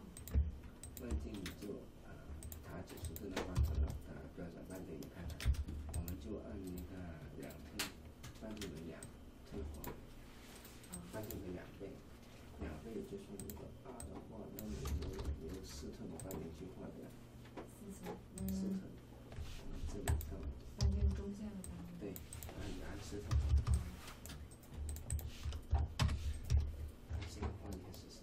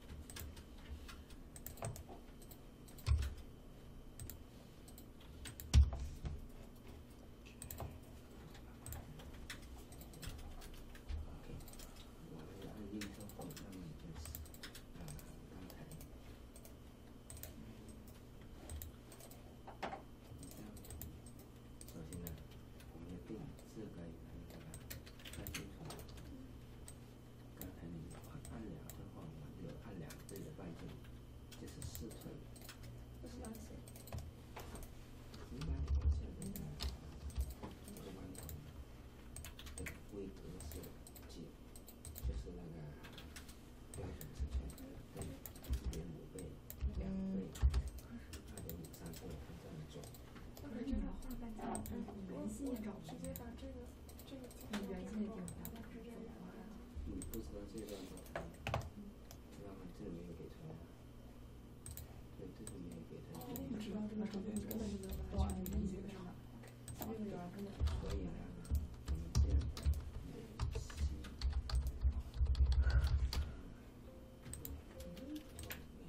我这里一个圆心，你这个圆顶没有，你看这个就是。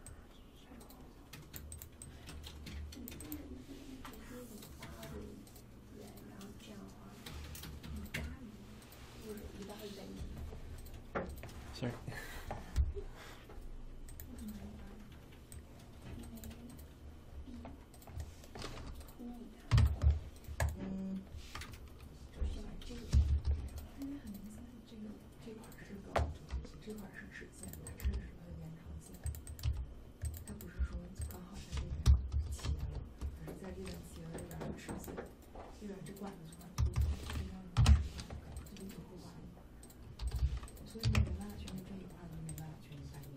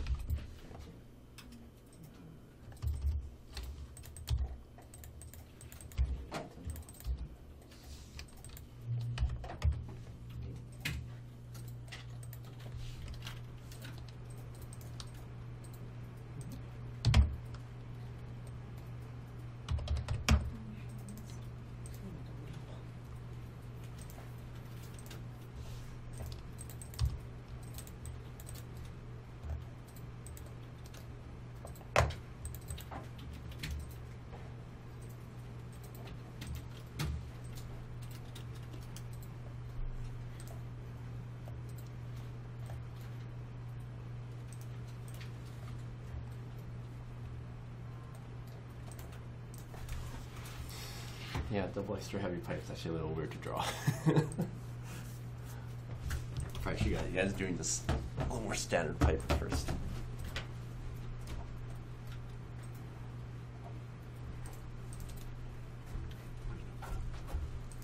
Is it working for you guys? Yeah, I know it's great. Looks good. Yeah, looks good.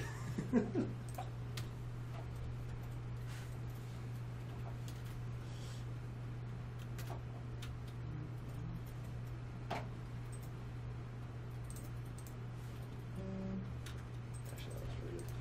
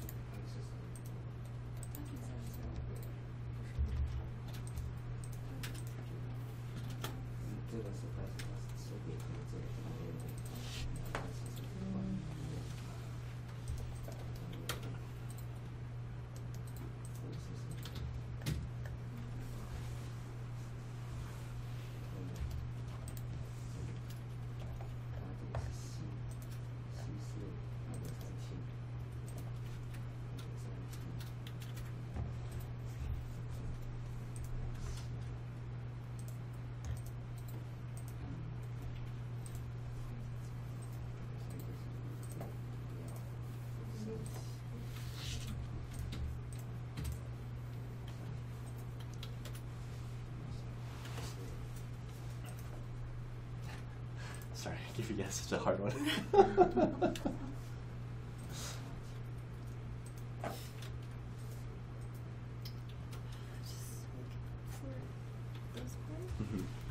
should just like right now selected. That's fine.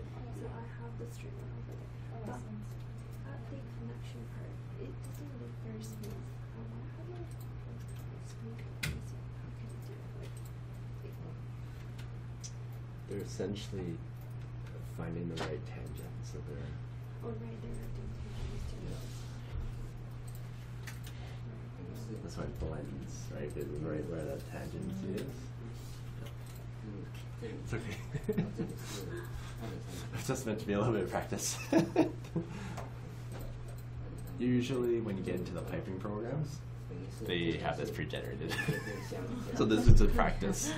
This is just practice. The only people that would be drafting it like you are right now is actually the manufacturing companies, and they have this already figured out as far as how they want to make their elbows. The key things for pipe schedule is thickness of the wall, and then whether it's a 45, 90 degree straight pipe, whatever it is, and then the ends, when they prepare the ends, my industry term is, or our industry term is called coping. They cope ends so that they are chamfering it. So they're preparing the end for welding. That's why these look kind of funny. That taper is so that when they have the pipes butted up to one another, they can weld the seam better. Did you guys study welding at all in petroleum? I figured you guys wouldn't. That's why I was curious if you guys did or not.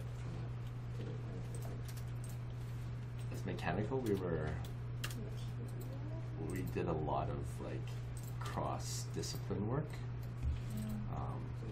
just so that we could integrate amongst everyone. We're supposed to be, I think, the discipline that helps bring everyone together. Because we studied a little bit of electrical, we did a little bit of petroleum because we actually had like a lab where we were actually testing like jet fuel, gasoline, diesel fuel, doing whatever lab work we had back then.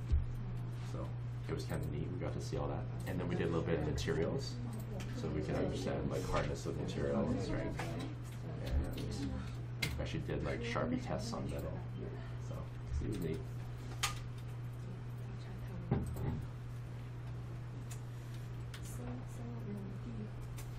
Very nice.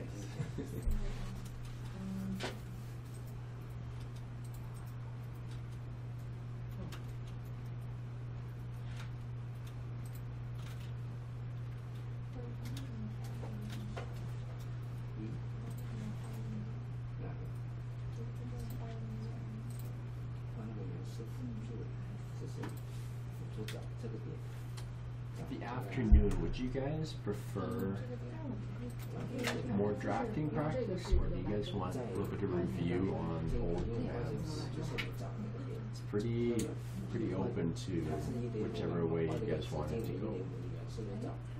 What would be more beneficial for you guys at this stage?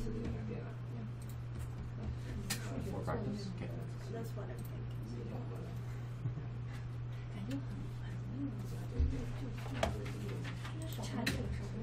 Let's see if that online group has any preferences.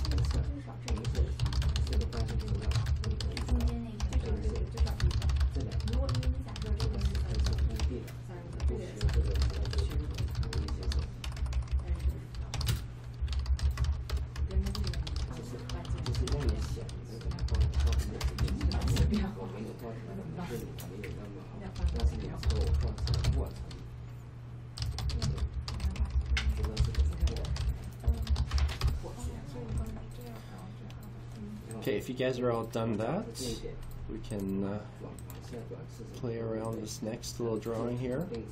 I will save it in the same folder. It's going to be called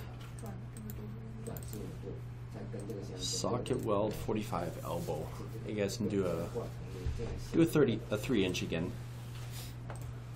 if you guys are done. If not, keep playing around.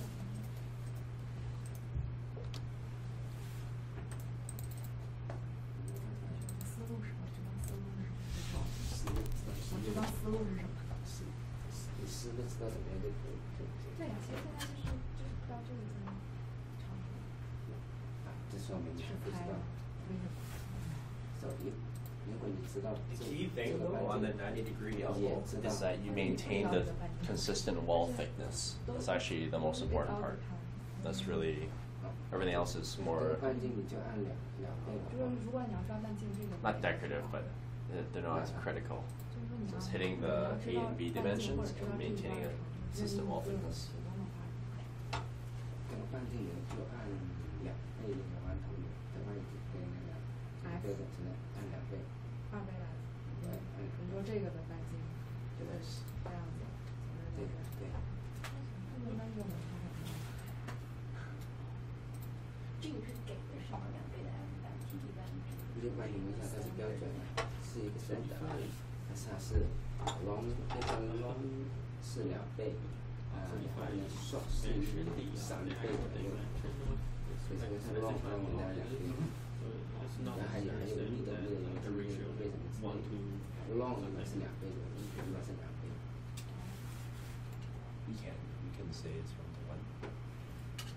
If you did zoom in, but zoomed in. 然后有设置有1倍的， Usually you would call 2 out 倍的，这样说一说，就 long 的时候按2倍。或者你标准的它卡下应该是2倍、2.5倍什么都有。但是我们这个标准呢，加2倍的话，看你看不了。 Yeah, so the dimension is true, right? We call it the true dimension. And the zoom factor is just essentially if someone's take a tape measure or they give the scale, they will be able to scale it. That's what it's about.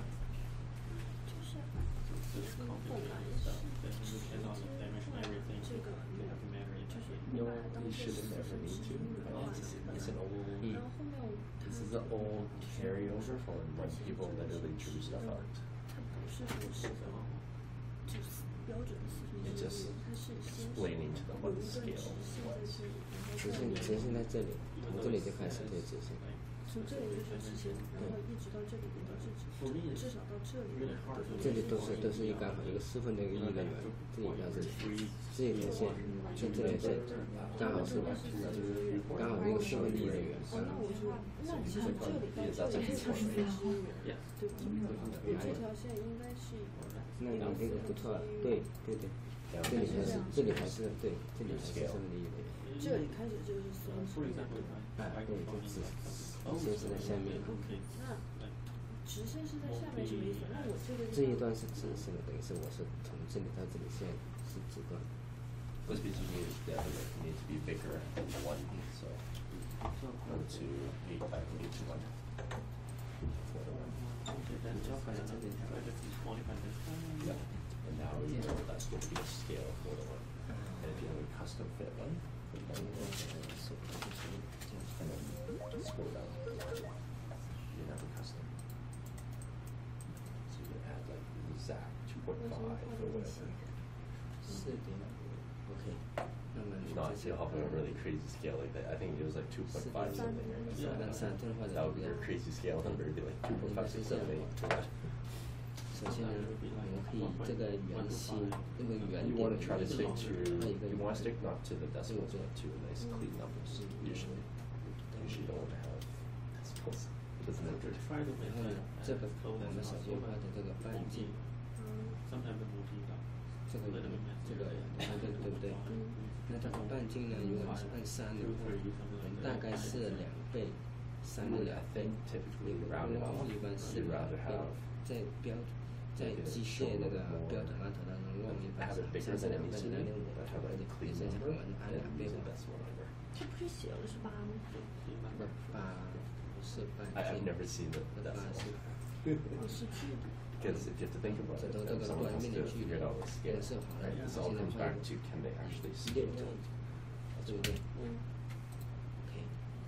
然后呢，这个外这个 F 对不对？F 3分4个好了，我们可以从这里以这个点为圆心，画一个半径为指定为4.5的圆，对不对？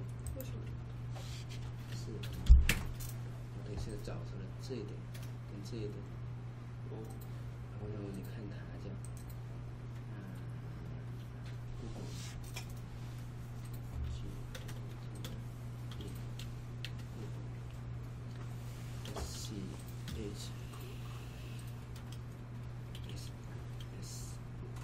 part? Are you just trying to understand what a Okay. schedule pipe is? So,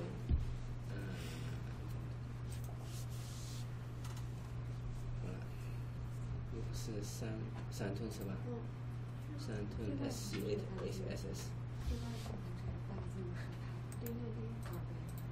这个3寸，然后都是0.6。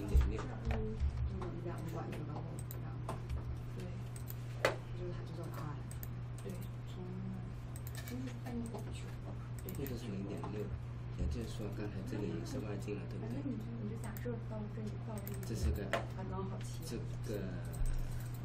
个点对不对？等于到这个虚线那里是0.6，你明白吗？是这个意思。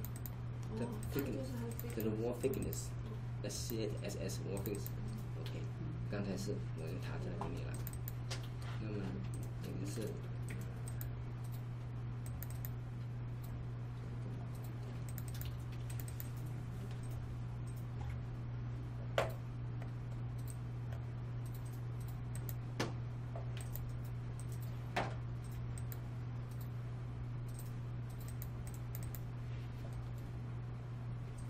那么可以这样画，0.6，对不对？那个半径0.6的话，这一条那个半径0.6的话，等于是把这个点找出来了。我只是用了找点，是辅助找点而已，对不对？可以。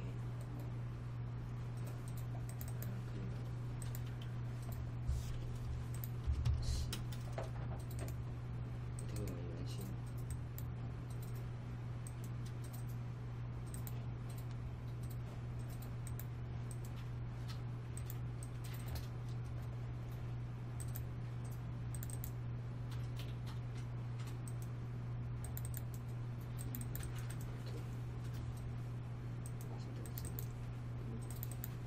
等于是刚才我画的直径为4.5圆，就是它最外边圆了，把它连起来，这连起来，减掉，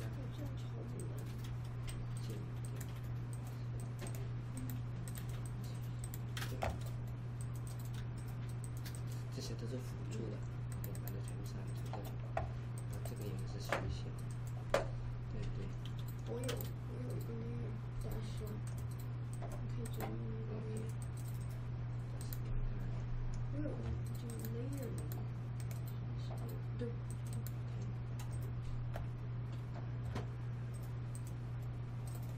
这个是中间线，对不对？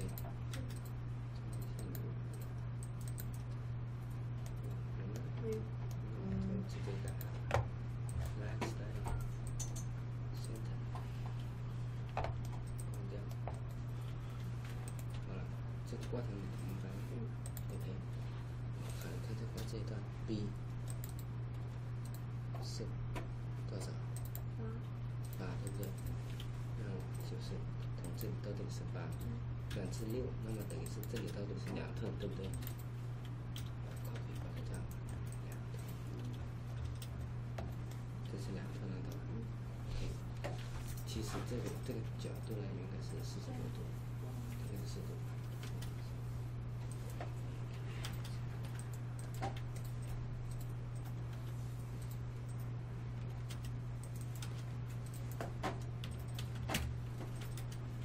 这里吸收上365。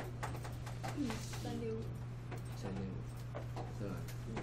那怎么我们可以随便也是画一个辅助线，吸直径为3.5的，是吧？就这一块，好了，这个焦点是不是出来了？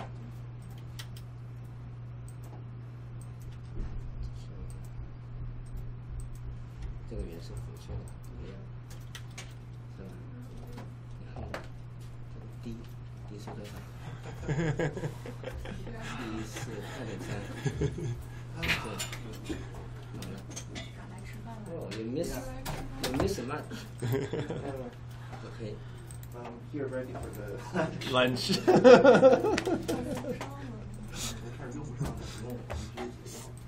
Did you forget? And I didn't forget, it's the 2.3 car, so 第是2.3， Pump 我们可以还是复复制 C， 或一个指定为2.3的圆，这个点是不是出来了？这个更明白吧？还是一样，外头是，这是多少？多少？多少？这个37。 37.5。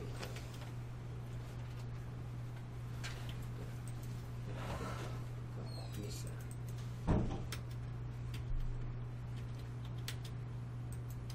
应该是这样，往上走。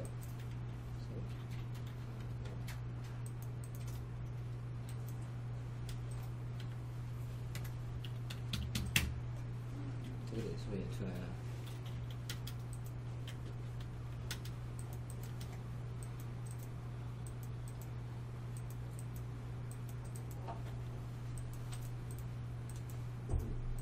这是多余的，删得掉。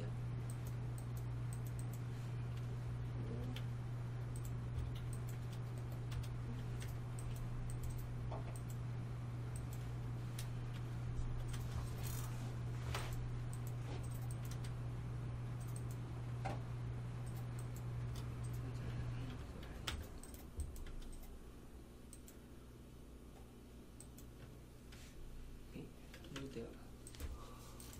Yes。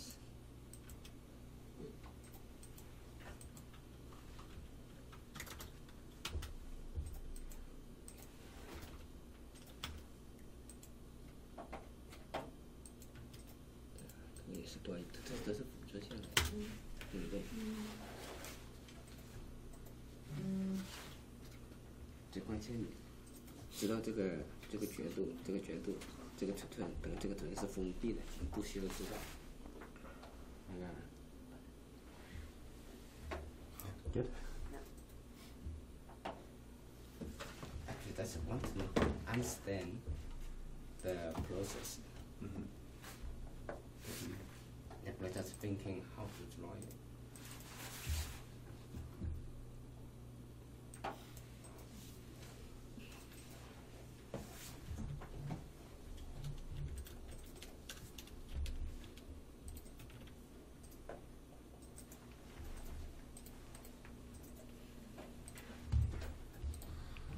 Okay, well, well, time for lunch. Might as well stop there. We'll come back. We'll do a little more drafting practice.